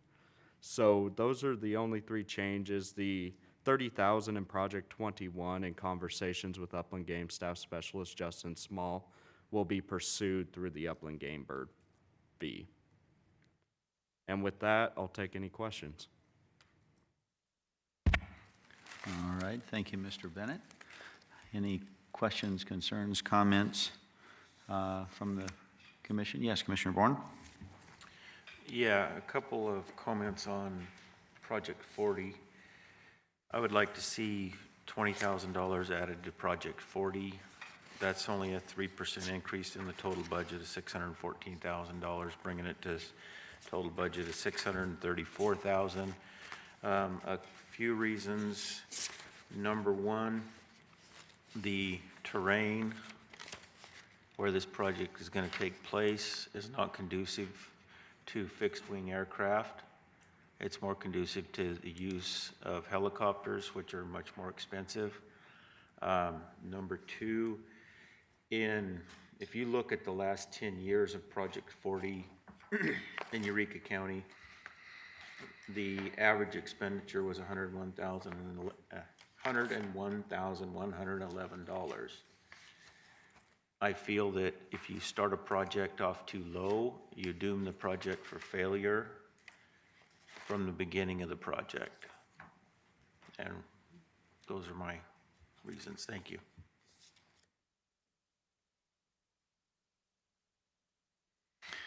All right, thank you, Commissioner Bourne. Appreciate that. Excuse me, any other questions from the commission at this time?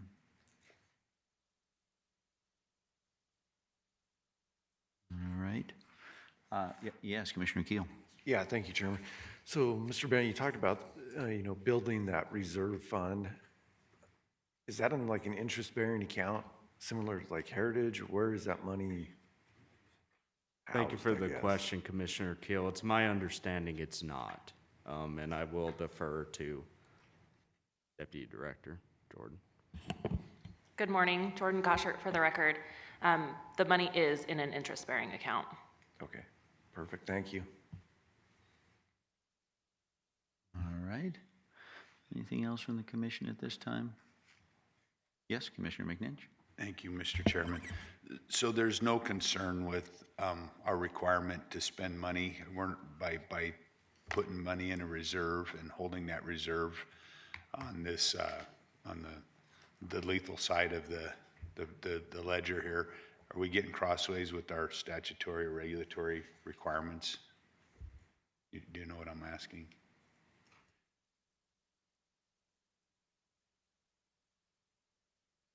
I understand the idea of the reserve. I don't have a problem with that, but I just want to make sure that we're not creating a problem for ourselves here. Thank you. For the record, Alan Janae, I was trying to find the original or the last bill language that was shifted, but if you're referring back to the mandate, it was, the last was the split, and it describes an annual work program without the language in front of me. I will just state, without having the detailed information absolutely in front of me, I do not believe that there is any conflict within the regulation. But I will search to find that as you guys continue your conversation, and we can find that and try to straighten that out. Okay. All right, anything else? All right, seeing none at this time, let's go ahead and take it out for any public comment here in Las Vegas. Again, this is agenda item number 24. John Hyatt with the Clark County CAB. Our CAB spent quite a bit of time discussing it. There were various differences of opinion, and we wound up voting to support the plan so that we would have a recommendation rather than no recommendation. But a couple of thoughts. One, the item listed here is a predation management plan, but if you look at the plan in front of you, it says predator management plan. There's a difference. The only tool in the toolbox there is lethal control of predators, whereas there are a lot of things that go into actually controlling predation, such as habitat and cover and a number of other factors. And one of the things that we wound up saying is it's time now to integrate the non-lethal and the lethal parts of the predator management fee into one document, into one plan. And that's what we would like to see. Understand that predation is a big issue, but that just killing predators doesn't necessarily solve your problem. And in many ways, for some species, it may not be the best solution. Habitat is a problem here in the state. One of the reasons that we have a declining deer population is because of declining quality and quantity of habitat. If you go to other states, like Washington State, like the East Coast, their problem is too many deer. They have a problem that they have not enough predation and not enough hunting, and deer are a nuisance species in these places. And obviously we don't have that problem, but we need to look at the big picture, I think, when it comes to controlling predation or predators, and I think we need to be consistent on our nomenclature. Thank you. Thank you. Any other public comment here in Las Vegas? All right, seeing no additional public comment in Las Vegas here, let's turn it to Zoom. Any public comment on Zoom? Thank you, members of the commission, Chairman. Rob Beamer with the Carson City County Advisory Board. We also discussed this and voted ultimately a vote of support of the predation plan as written, with one note. A couple of our board members noted that we spend, on average $1 million a year in coyote predation, and yet we have groups of people that want to go out and engage in activities throughout the state that are willing to do it for free, if you will, right? They were having a hard time understanding that concept and why we wouldn't take that into consideration when drafting regulations for the previous agenda item, for example. So did want to make that note. I promised I would state that to the commission and bring that to your attention. Thank you.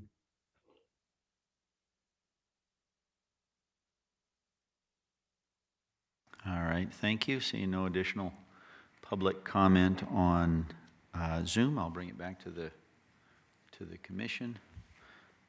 For any further discussion, comments? I guess I just had one question from Commissioner Bourne. I know you mentioned on Project 40. I thought I had heard adding an additional 40,000. Is that 20? It'll bring it up to the 100 to 100,000, which is where it's been. Its average has been for 10 years. All right.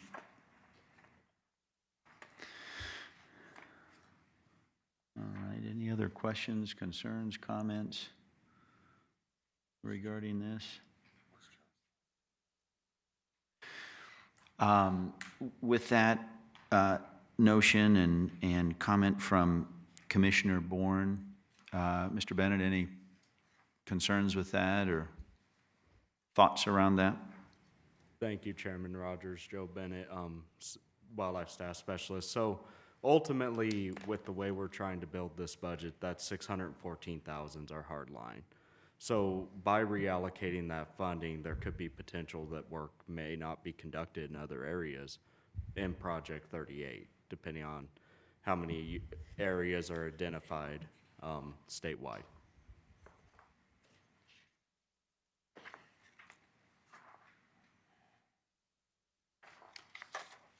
All right. Commissioner Bourne, any? Yes, Director Janae.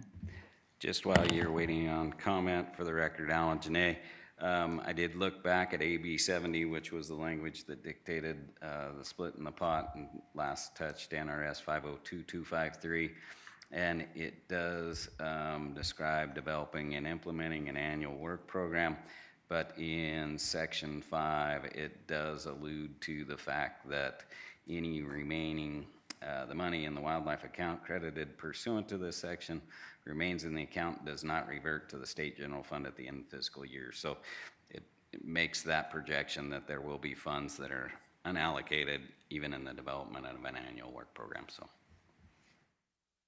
Thank you for checking into that. I thought that was important. So it sounds like we're in good shape. So thank you. Good. Yes, thank you for that.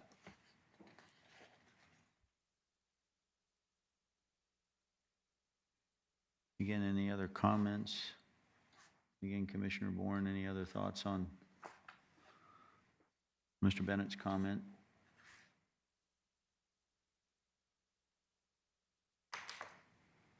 All right. I'm open for a motion or whatever the flavor might be of the commission. Commissioner Bourne?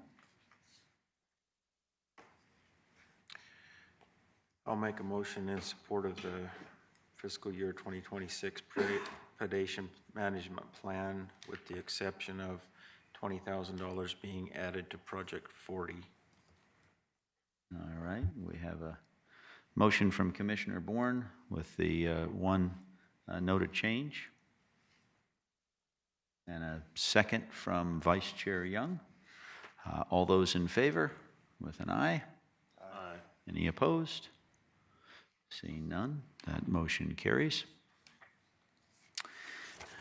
All right. Thank you for that. We will close agenda item 24, move on to agenda item number 25, and this is Commission General Regulation. Adoption for possible action. Comment is allowed. Commission General Regulation 524. This is bonus points associated with junior hunt applications. Data and Technology Services Division Administrator Matt Maples. The Commission will hold an adoption to consider a temporary regulation amending Nevada Administrative Code 502 that would simplify the issuance, use, and administrative management of bonus points associated with junior hunt applications. Mr. Maples. Yes, thank you, Chair Rogers, members of the Commission. Matt Maples, Data and Technology Division Administrator for the record.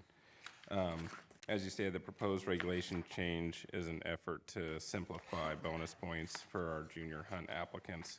The change removes the distinction between junior and general hunt bonus points and will eliminate the requirement to transfer a customer's junior bonus points when that customer becomes ineligible for future junior hunts.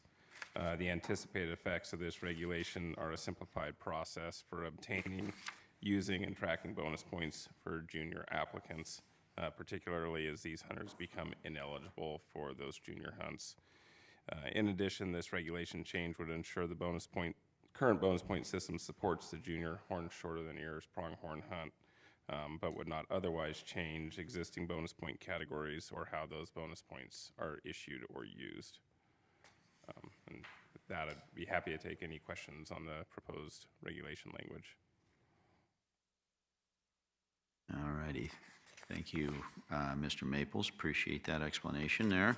As far as the commission, any questions, concerns, comments with regards to that particular item? All right. Seeing none at this time, let's go ahead and take that out for any public comment. So is there any public comment here in Las Vegas regarding agenda item 25A? All right, seeing none in Las Vegas and anything and nothing via Zoom. So I'll bring it back to the commission for any further discussion, comments, or motion. Yep, Vice Chair Young. Thank you, Chair Rogers. With that, I'll make a motion to approve agenda item number 25, Commission General Regulation 524 for bonus points associated with junior applications. All right, wonderful. So we've got a motion from Vice Chair Young. We have a second from Commissioner Bourne. All those in favor, with an aye. Aye. Any opposed? All right, seeing none, that motion passes. All right. Moving on here then to agenda item 26. This is Commission Regulations, public comment allowed for possible action. This is 26A, Commission Regulation 25-07, Amendment Number 1 for the 2025-2026 and 2026-2027 big game season. Game Division Administrator Sean Espinosa for possible action. The Commission will consider and may take action to approve amended season dates for the 2025-2026 and 2026-2027 hunting season dates for a minor number of mule deer and antelope seasons that were portrayed incorrectly within the original Commission Regulation 25-07. Mr. Espinoza. Thank you, Chairman Rogers, members of the commission. Good morning. Sean Espinoza, Game Division Administrator for the record. So this amendment is for kind of a simple cleanup of 3 different hunts. They were 2 non-resident antelope horns longer than ear hunts for archery, and these cleanups are necessary to make them concurrent with the resident seasons. So for hunt unit 111 through 114 for 2025 and 2026 and 2026-2027, that date would need to be amended to end on August 21st, and the same would hold true for 132 through 134 and 245. With an ending date of August 14th for both of those seasons. And then for the non-resident mule deer antlered any legal weapon hunt for hunt unit group 022 for the 2025-2026 season and the 2026-2027 season, that ending date should be November 5th, not November 2nd.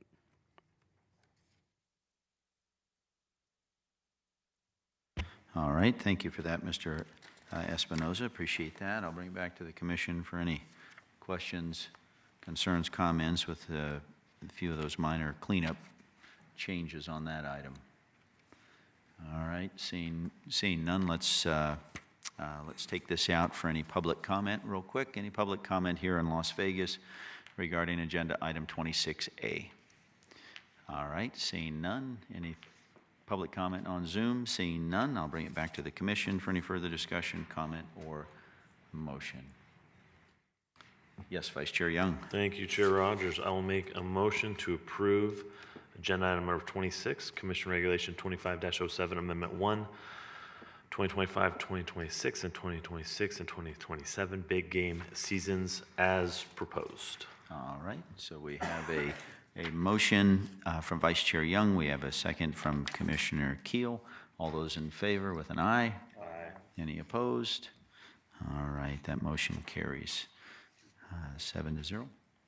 All right, we will move on now to agenda item 26B. This is Commission Regulation 25-11, Migratory Game Bird Season, Bag Limit, and Special Regulations for Waterfowl and Webless Migratory Game Birds.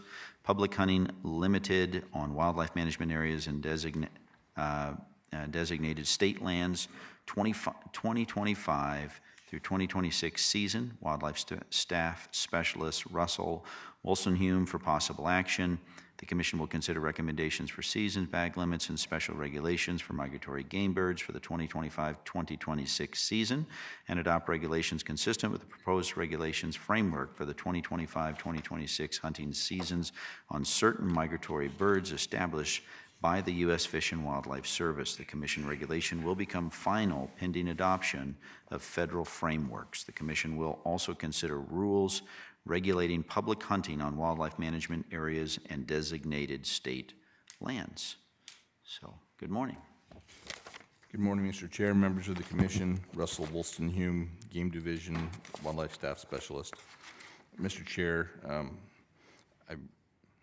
as we have done in the past, I would recommend that we go through this bit by bit and pass what we need to as we go forward, make it easier.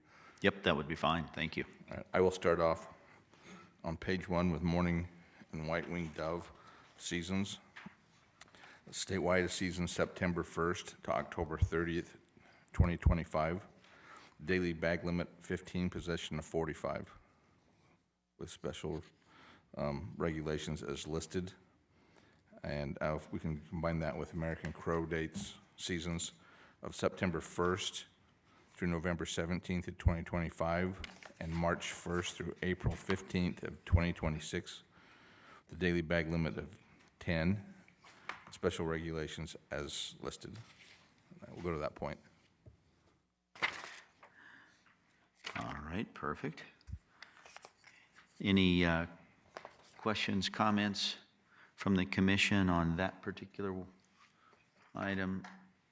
All right, seeing none, I'll take it out for any public comment here in Las Vegas. Any public comment here in Las Vegas? All right, seeing none. Any public comment on Zoom?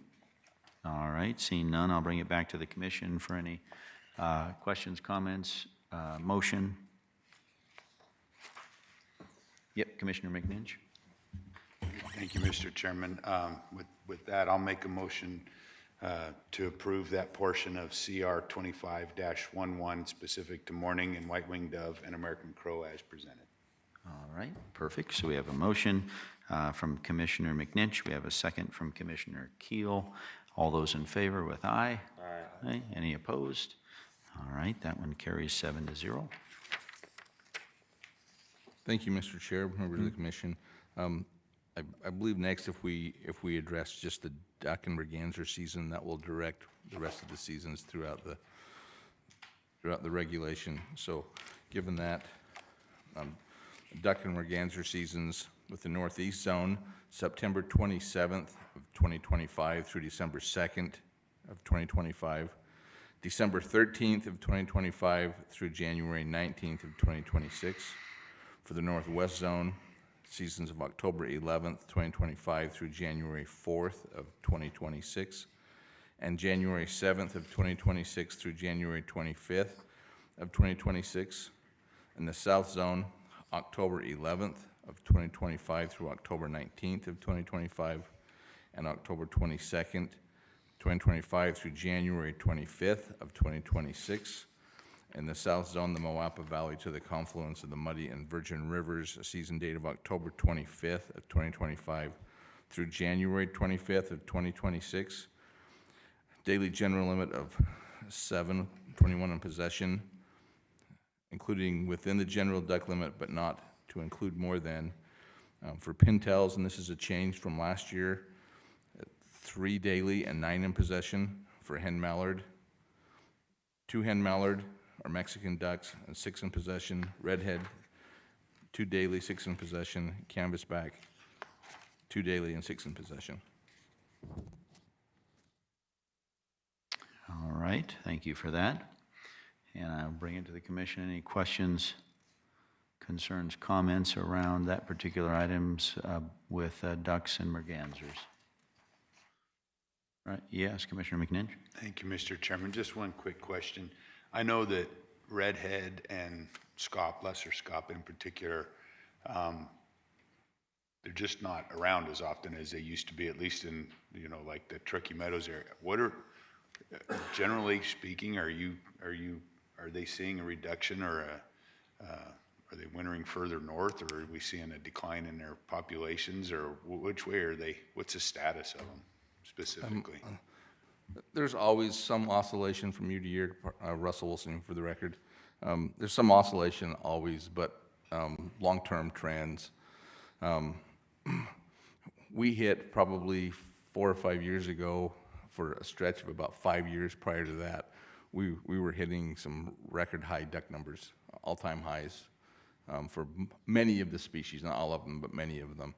And that's starting to decline slightly, but most of these populations are still well above their objective level.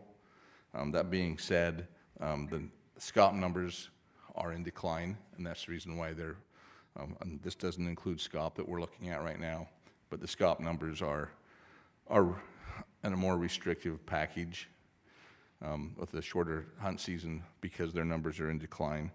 But otherwise, everything seems to be doing quite well.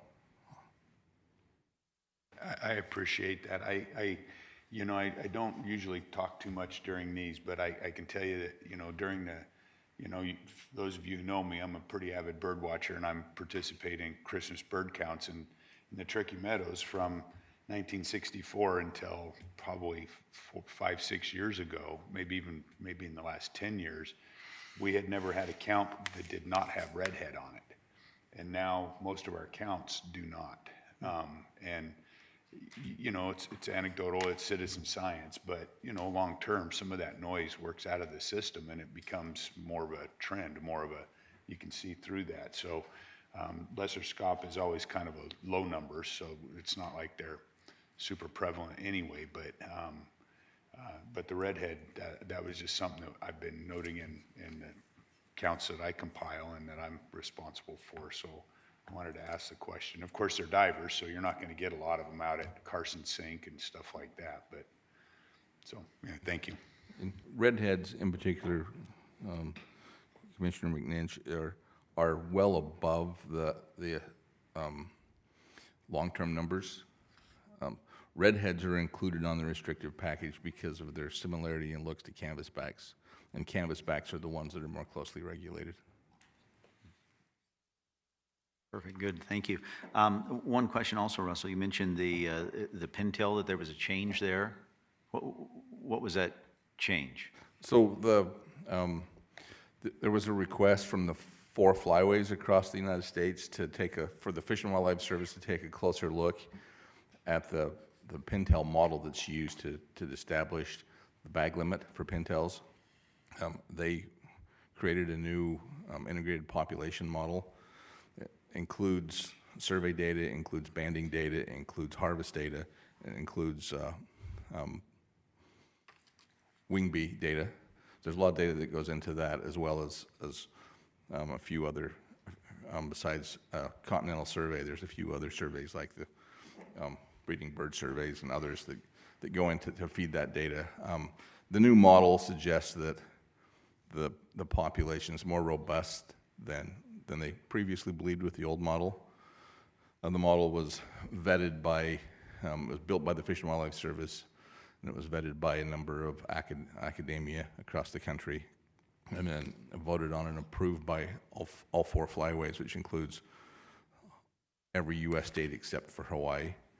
And then subsequently, once it was approved by them, the Fish and Wildlife Service approved that for use going forward. And the model just suggests this year we can have a higher bag limit than we've had in the recent past. All right, perfect. Thank you for that. All right, any other questions on ducks and mergansers at this time from the commission? All right, seeing none, let's go ahead and send this one out for public comment as well. Any public comment here in Las Vegas regarding ducks and mergansers? All right, seeing none, any public comment on Zoom? We do, all right.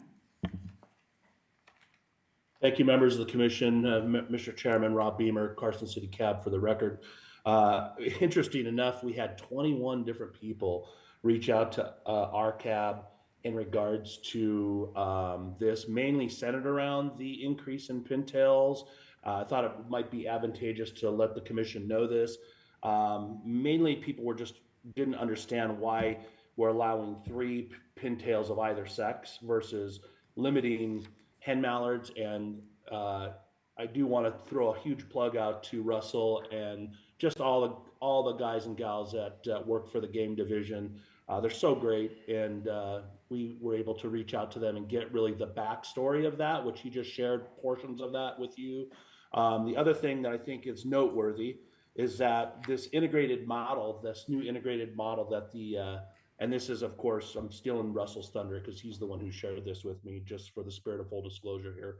But it supports a 3 to 5 year survey that they will do to kind of monitor to see if us increasing this limit of pintails on either sex, if that has any bearing to the female population and recruitment and all those things that they look at, right?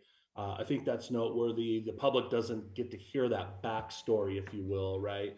And I think that hearing that for us, we're elated about it. I know waterfowlers across the state are elated about it, especially those that hunt a lot down in the Carson Sink and Stillwater area. Being one of those individuals, we actually saw more pintails in the last 3 years down there than I've ever seen in my entire life. And it was great because we got to, after we harvested our single pintail, because it's been a single limit, we actually got to sit and watch, and I had my young son Sullivan with me, and I got to help him with understanding bird ID, and they'd land in our decoys, and we'd sit there and watch them, and it was just a great opportunity to educate the upcoming generations, if you will, right, of how to properly identify birds. And now it's without saying he's hooked for sure. Everywhere we drive, he looks at ducks and goes, "Hey, Dad, there's a mallard, there's a redhead, I saw a pintail." So it's great that we have the opportunity, and I really appreciate Russell sharing the backstory of this new integrated model. I think we need to do a better job of helping our communities understand that, and so that they can understand why we make these regulations and the purpose of them. Thank you. All right, thank you for that. I'll bring it back to the commission for any additional discussion or comment or motion. Yes, Vice Chair Young. Thank you, Chair Rogers. I'd make a motion to approve draft or CR 25-11, 2025-2026 season bag limits and special regulations for ducks and mergansers. All right, so we have a motion from Vice Chair Young. We have a second from Commissioner Keel. All those in favor with an aye? Aye. Aye. Any opposed? None. That motion carries.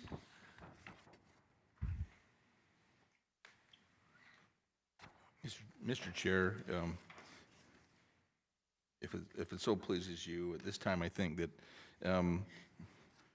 we could skip ahead a little bit in the regulation and bundle a number of species seasons. For coots and gallinules on page 4,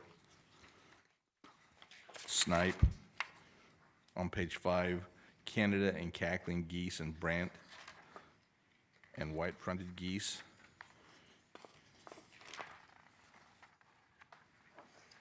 And on page 7, falconry seasons for migratory game birds. All of those seasons have the same listed seasons dates that you just approve for ducks and mergansers. Okay, and I apologize, Russell, was snow and Ross geese, was that? No, they have different seasons, so we'd have to deal with that one separately. So easy enough. Yeah, no, I am okay with that in covering, skipping ahead a little bit here, and the notion around coots, snipe, Canada, and cackling geese, white-fronted, and then the falconry season. So, yep, please. Great. So for coots and gallinules, season dates as described for ducks and mergansers, with limits of 25 daily and 75 in possession. Snipe, same seasons as was approved for ducks and mergansers, with limits of 8 daily, 24 in possession. Canada and cackling geese and brant, with the same seasons, with daily limits of 5 and 15 in possession. White-fronted geese with the same dates with a daily limit of 10 and 30 in possession. And falconry with the same dates, with daily limits of 3 daily and 9 in possession.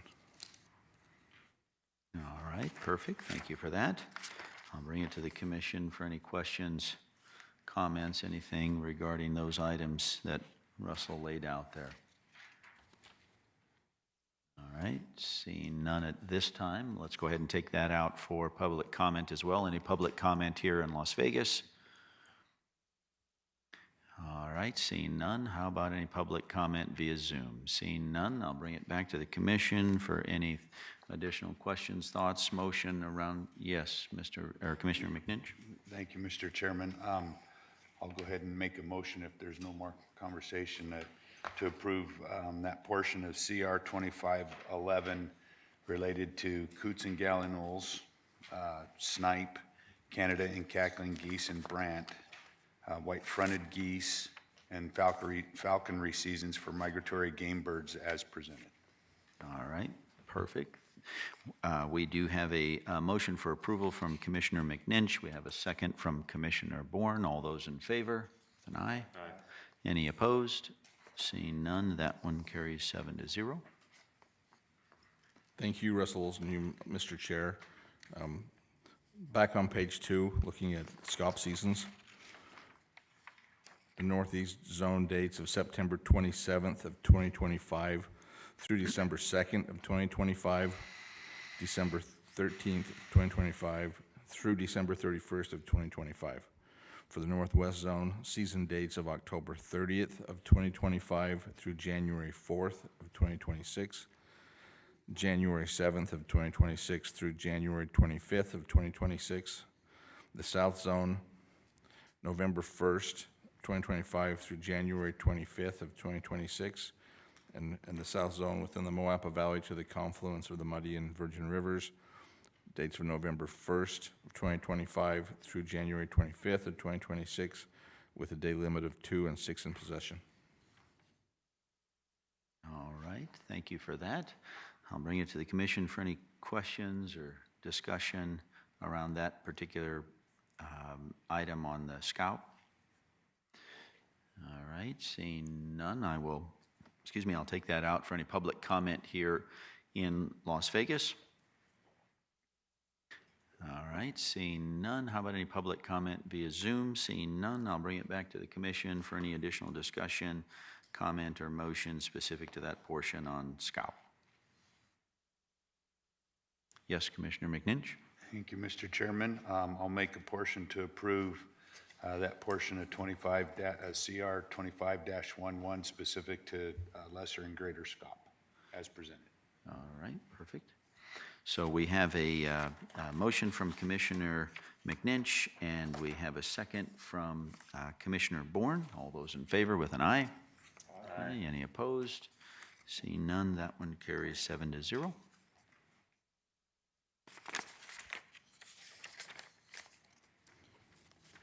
Mr. Chair, on page 3, the special youth waterfowl hunt with season dates in the Northeast Zone of September 20th and 21st of 2025, the Northwest Zone, September 27th of 2025 and February 7th of 2026, in the South Zone of February 7th and 8th of 2026, and for the Moapa Valley portion of the Overton Wildlife Management Area, October 18th of 2025, with associated special regulations. And one of those regulations I just wanted to point out is it's not a change, it was reworded for clarification.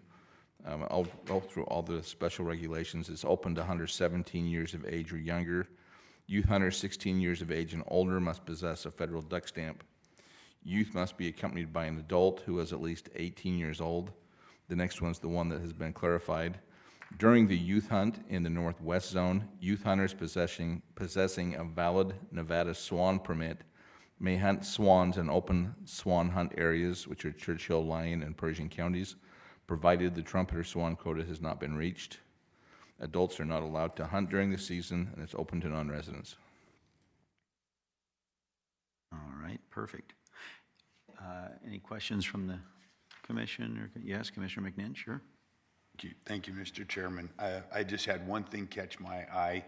I know on the Coots and Gallinules that you changed the name to Gallinules. There's a reference to moorhens in here. I didn't know if you were, it's just one of those things that caught my eye, so I thought I'd mention it. It's under the limits for special youth waterfowl hunt, so. Thank you for that. All the changes that you have to do on this, Russell, it's amazing that there's things like that is all that's left, because I know every one of these dates changes on all of these. It's amazing that the changes that occur here, so hats off to you for getting it where you get it.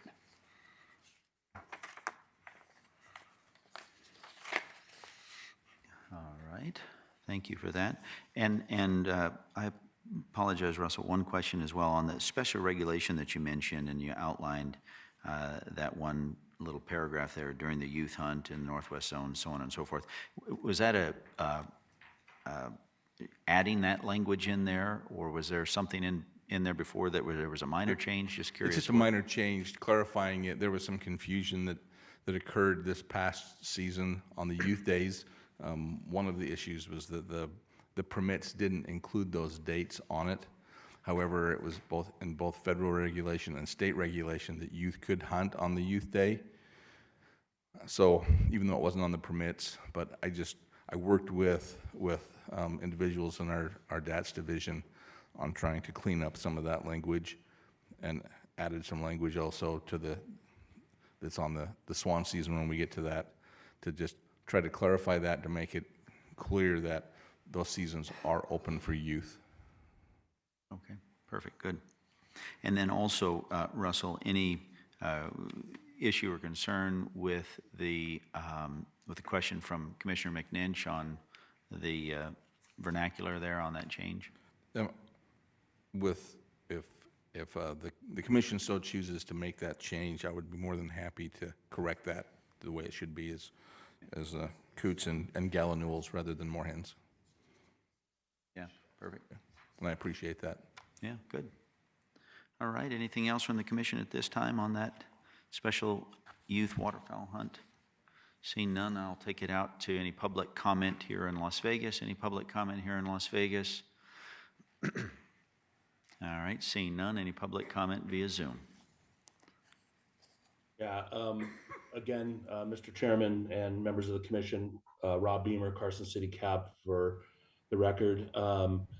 Just the one thing, I think Russell kind of highlighted it, but I just want to bring out clarification on that. With regard to the swan hunt in the youth season, it would be our recommendation to encourage the department to, on the actual tag itself, add a February month on there, because, and I know Russell knows this, but when those, for like my son who harvested a swan on the youth hunt day, there was no notch out for February. So yeah, if we can try and do that, that would be great. Thank you.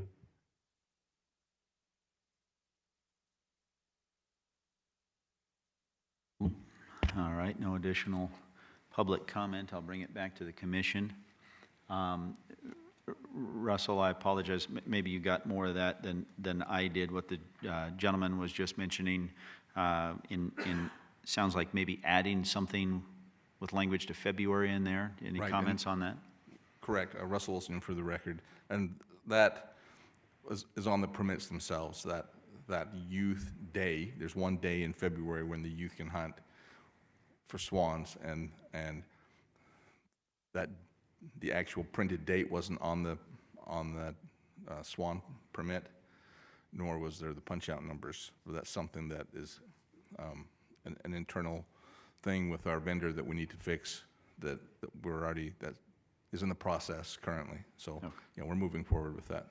Okay. Thank you. Perfect. All right, so I'll bring it back to the commission then for any additional comments, questions, motion regarding the special youth waterfowl hunt.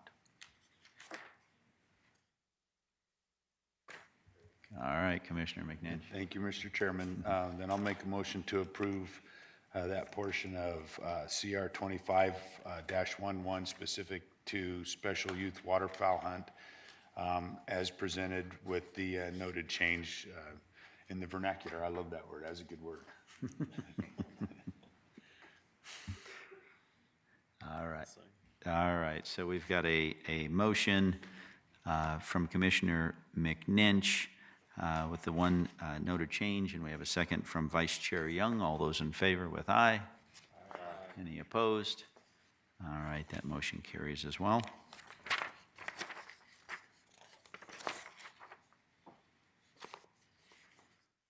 Mr. Chair, members of the commission, moving on page 6, looking at snow and Ross goose seasons. Northeast zone, there's a change I need to make that's on the printed version you have in front of you in the Northeast zone, and that is the opening date of the earliest season should be October 11th of 2025. That change was necessary in order to be compliant with the season length under federal regulation. So those season dates would be October 11th of 2025 through December 2nd of 2025, December 13th of 2025 through January 19th of 2026, and February 23rd, 2026 through March 8th of 2026.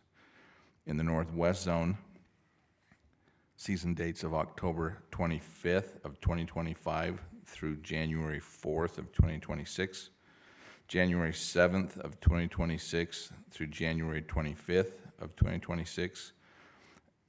Again, on this last season for the Northwest Zone, there's another mistake I need to correct, and that's the opening of that last season stretch should be February 23rd of 2026 through March 8th of 2026.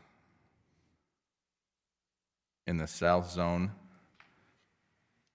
season dates of October 11th, 2025 through October 19th of 2025, and October 22nd, 2025 through January 25th of 2026. In the South Zone, in the Moapa Valley to the confluence of the Muddy and Virgin Rivers, season date of October 25th, 2025 through January 25th of 2026. Limits daily of 20 and in possession of 60. Special regulations, there's a couple of them on this. They're of importance that the snow and Ross goose season is closed in Ruby Valley within the Elko and White Pine counties. And it's closed. The following WMAs are closed during the February 23rd, 2026 through March 8th, 2026 season at Mason Valley and the Scripps and Washoe Park area, Washoe State Park. And then the restrictions on 3-shot shell capacity and recording or amplified bird calls do not apply during the light goose season from February 23rd of 2026 until March 8th of 2026. All right, thank you for that. I'll bring it back to the commission here. And Russell, I apologize on that. Those two special regulations sections that you mentioned, those were newly added this year, or those have? No, those have been in place for a while. Those have been in place, Yeah. okay. Perfect. Any questions from the commission at this time? All right, seeing none, let's take this one out for any public comments. Any public comment here in Las Vegas specific to snow and Roskies? All right, seeing none. Any public comment via Zoom? All right, seeing none, I'll bring it back to the commission for any further discussion, comments, motion. Oh, Commissioner McNinch, perfect. Thank you, Mr. Chairman. So with that in mind, I'll make a motion to approve that portion of CR 25-11 specific to snow and Ross's geese as presented, except that the first season in the Northeast Zone be from October 11, 2025 to December 2nd, 2025, and that the third season under the Northwest Zone be from February 23rd, 2026 to March 8th, 2026. All right, perfect. Good, good, good. So we have a motion from Commissioner McNinch for approval with the couple of noted changes there. We have a second from Commissioner Keel. All those in favor with an aye? Aye. Any opposed? All right, that motion carries.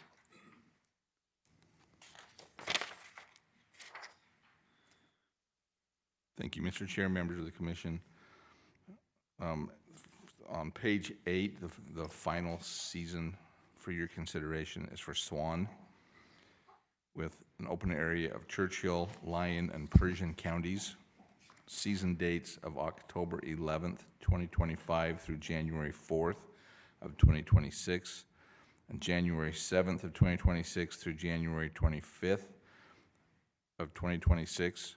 Permit quota of total of 750 total permits. Limits 1 swan per swan hunt permit, maximum of 2 swan hunt permits per season with 1 swan per day. And under the special regulations, just for clarification, again, it's not a change, it's just clarified wording is states during youth hunts in the Northwest Zone, youth hunters possessing a valid swan permit may hunt swans in open swan areas provided the trumpeter swan quota has not been reached. All right, thank you for that. Yes, sir, Commissioner Walther. I apologize in advance, not the procedural time or place, but we don't get the opportunity to speak about swans a lot, so I'm just bringing it up. So by the time we do get to the next one, it's just in the back of people's mind. I've just had a lot of waterfowlers reach out. Swan hunting's obviously got increasingly popular, just with the suggestion that if we continue to do it via draw, that we explore potential bonus point system in that draw as well. So I'm just throwing it out there because a lot of people brought it up. Gosh, we were doing so good, too. No, that's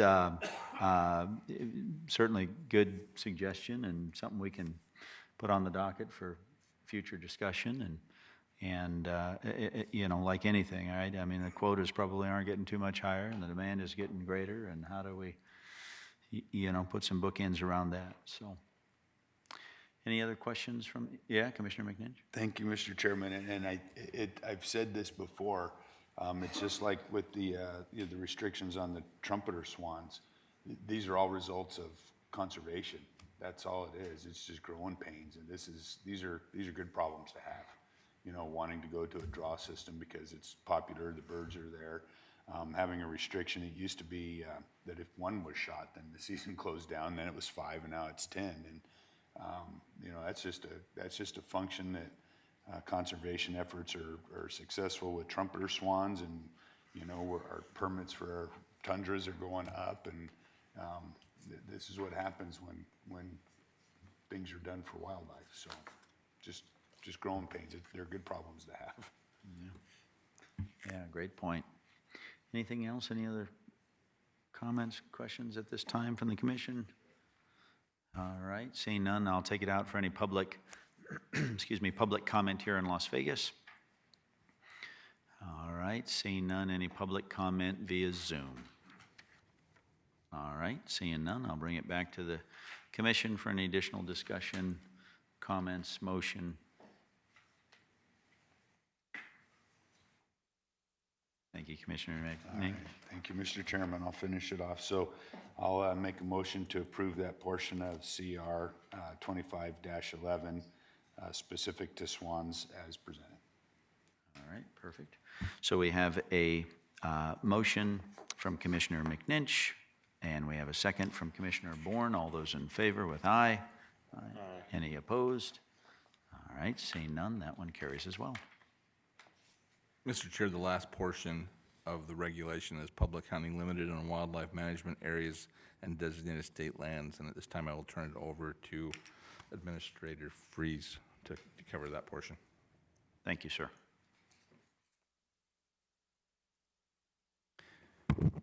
Chair Rogers, member of the commission, Mark Freeze, Habitat Division Administrator for the record. So we're looking at rules regulating public hunting on wildlife management areas found on the support material, page 9 through 11. As indicated in the blue font, these are some of the additions we've made. We consider these very minor. This is feedback we've gotten from our WMA supervisors who communicate with hunters. Just to clean up and clarify the process and expectations, a lot of it has to do with like meeting locations, where it is, when those are supposed to occur. So fairly minor. One item I want to draw your attention to is we are looking at changing the reservation process for the remainder of season at Overton. Previously, folks have had to call in to make those reservations. We've taken their information.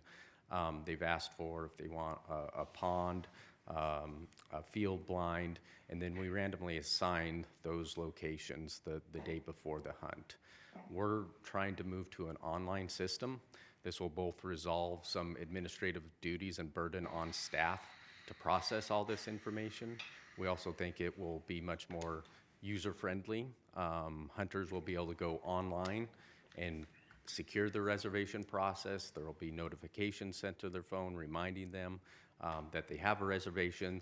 They can skip out on those if they're not going to attend. We'll be able to reassign those blinds.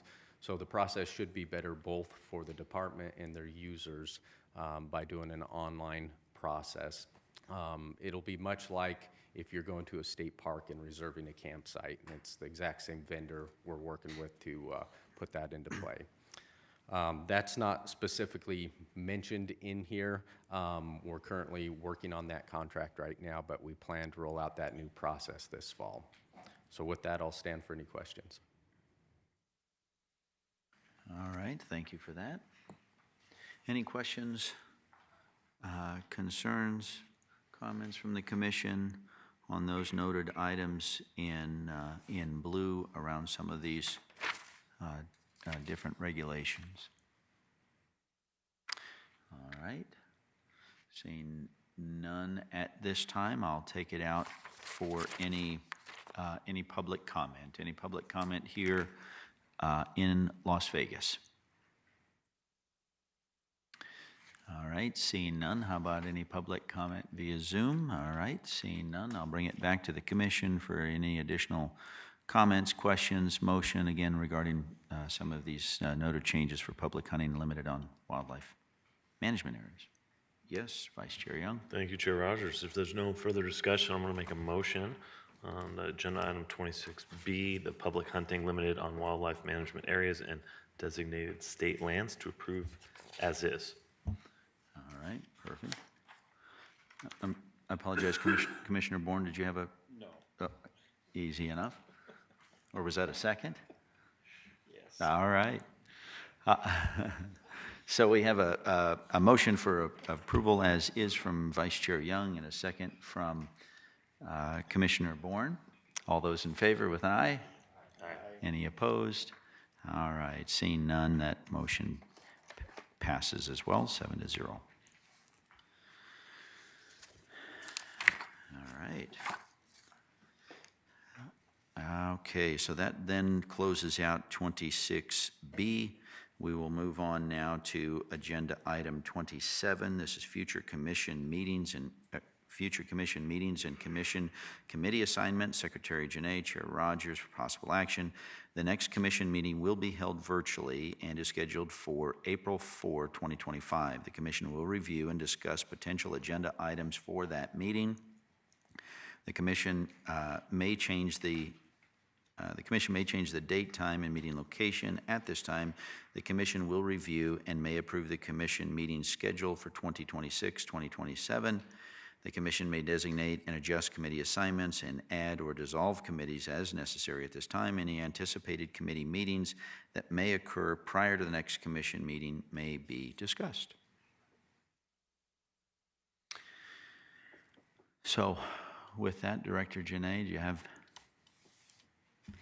Thank you. For the record, Alan Janae. So, as mentioned, our next meeting is the April legislative meeting. That will be a virtual meeting, and the date was 4th. April 4th. Yep, April 4th. 8 a.m.? 8 a.m. sharp. There we go.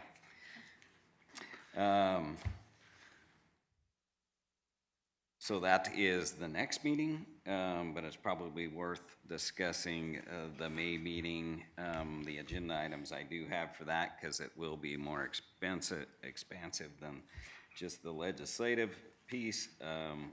We'll be talking about quotas. That'll be the primary. We will also be coming back with the contest reg drafts for your review and contemplation. Also, there will be a meeting and a report out from the Heritage Committee, and then again, there will be a draft predator plan as well as probably a legislative committee and update at that meeting as well. That's what I have currently, Chair. All right, perfect. Couple of things that I wanted to talk about regarding the 2026 and 2027 meeting schedule. Specific to the 2027 meeting schedule, we have the list there of meeting dates and locations, and I was wanting to propose a change on the 2027 meeting schedule. We currently have June 25 and 26, 2027 in Lovelock, Nevada, and then September 24 and 25, 2027 in Ely, Nevada. And I would simply like to propose a change of those two locations so that the June 2025 meeting is in Ely and the September meeting in Lovelock.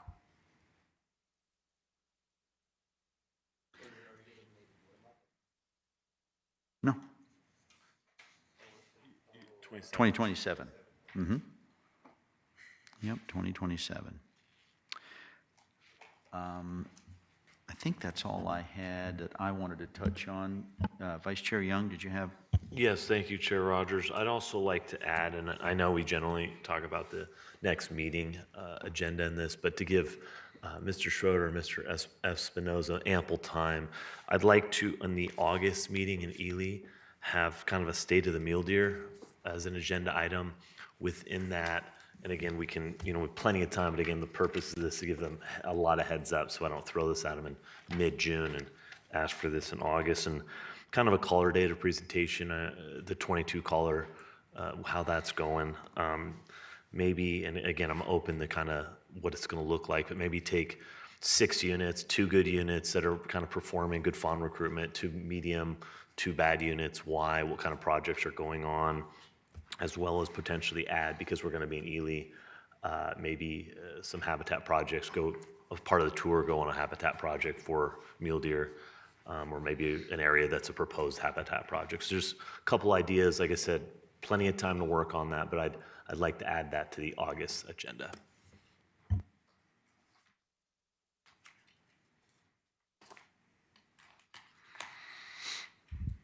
All right, Director Janae.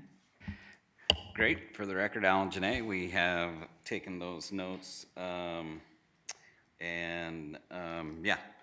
everything else as far as 2026, we propose these based on what we have seen in the past and plus some comments that we had received in the past from the commission.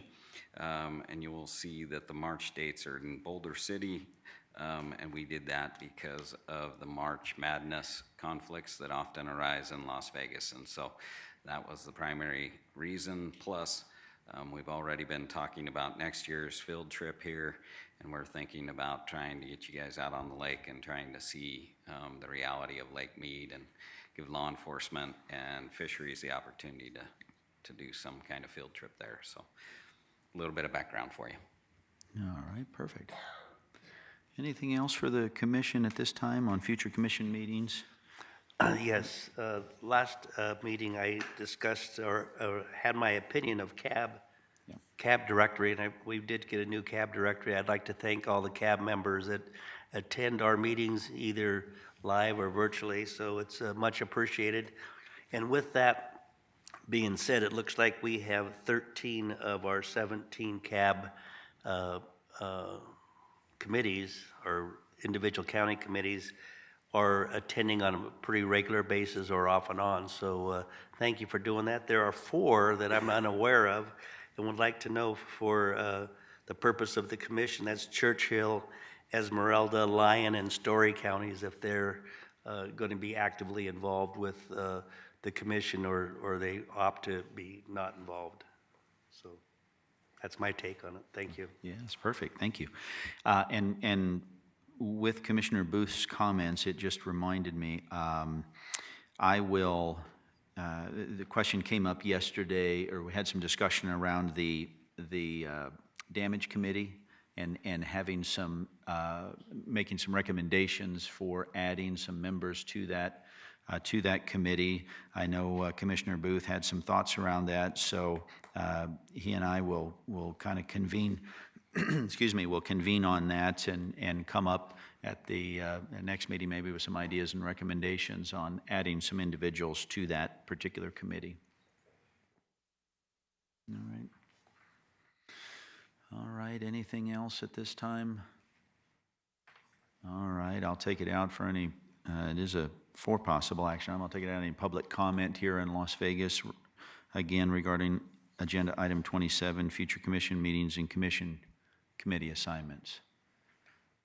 All right, seeing no public comment here in Las Vegas. Any public comment on Zoom? All right, seeing none. I don't think it's anything we need to necessarily make a motion on. I think everybody is clear and comfortable on the direction of the department on some of those items discussed. All right, everybody good? All right, wonderful. We will close out agenda item 27 and go to agenda item number 28, and this is public comment period, informational. Public comment will be limited to 3 minutes. No action can be taken by the commission at this time. Any item requiring commission action may be scheduled on a future commission agenda. Persons making comment are asked to begin by stating their name for the record. So with that, is there any public comment here in Las Vegas? All right, seeing no public comment here in Las Vegas. Any public comment via Zoom?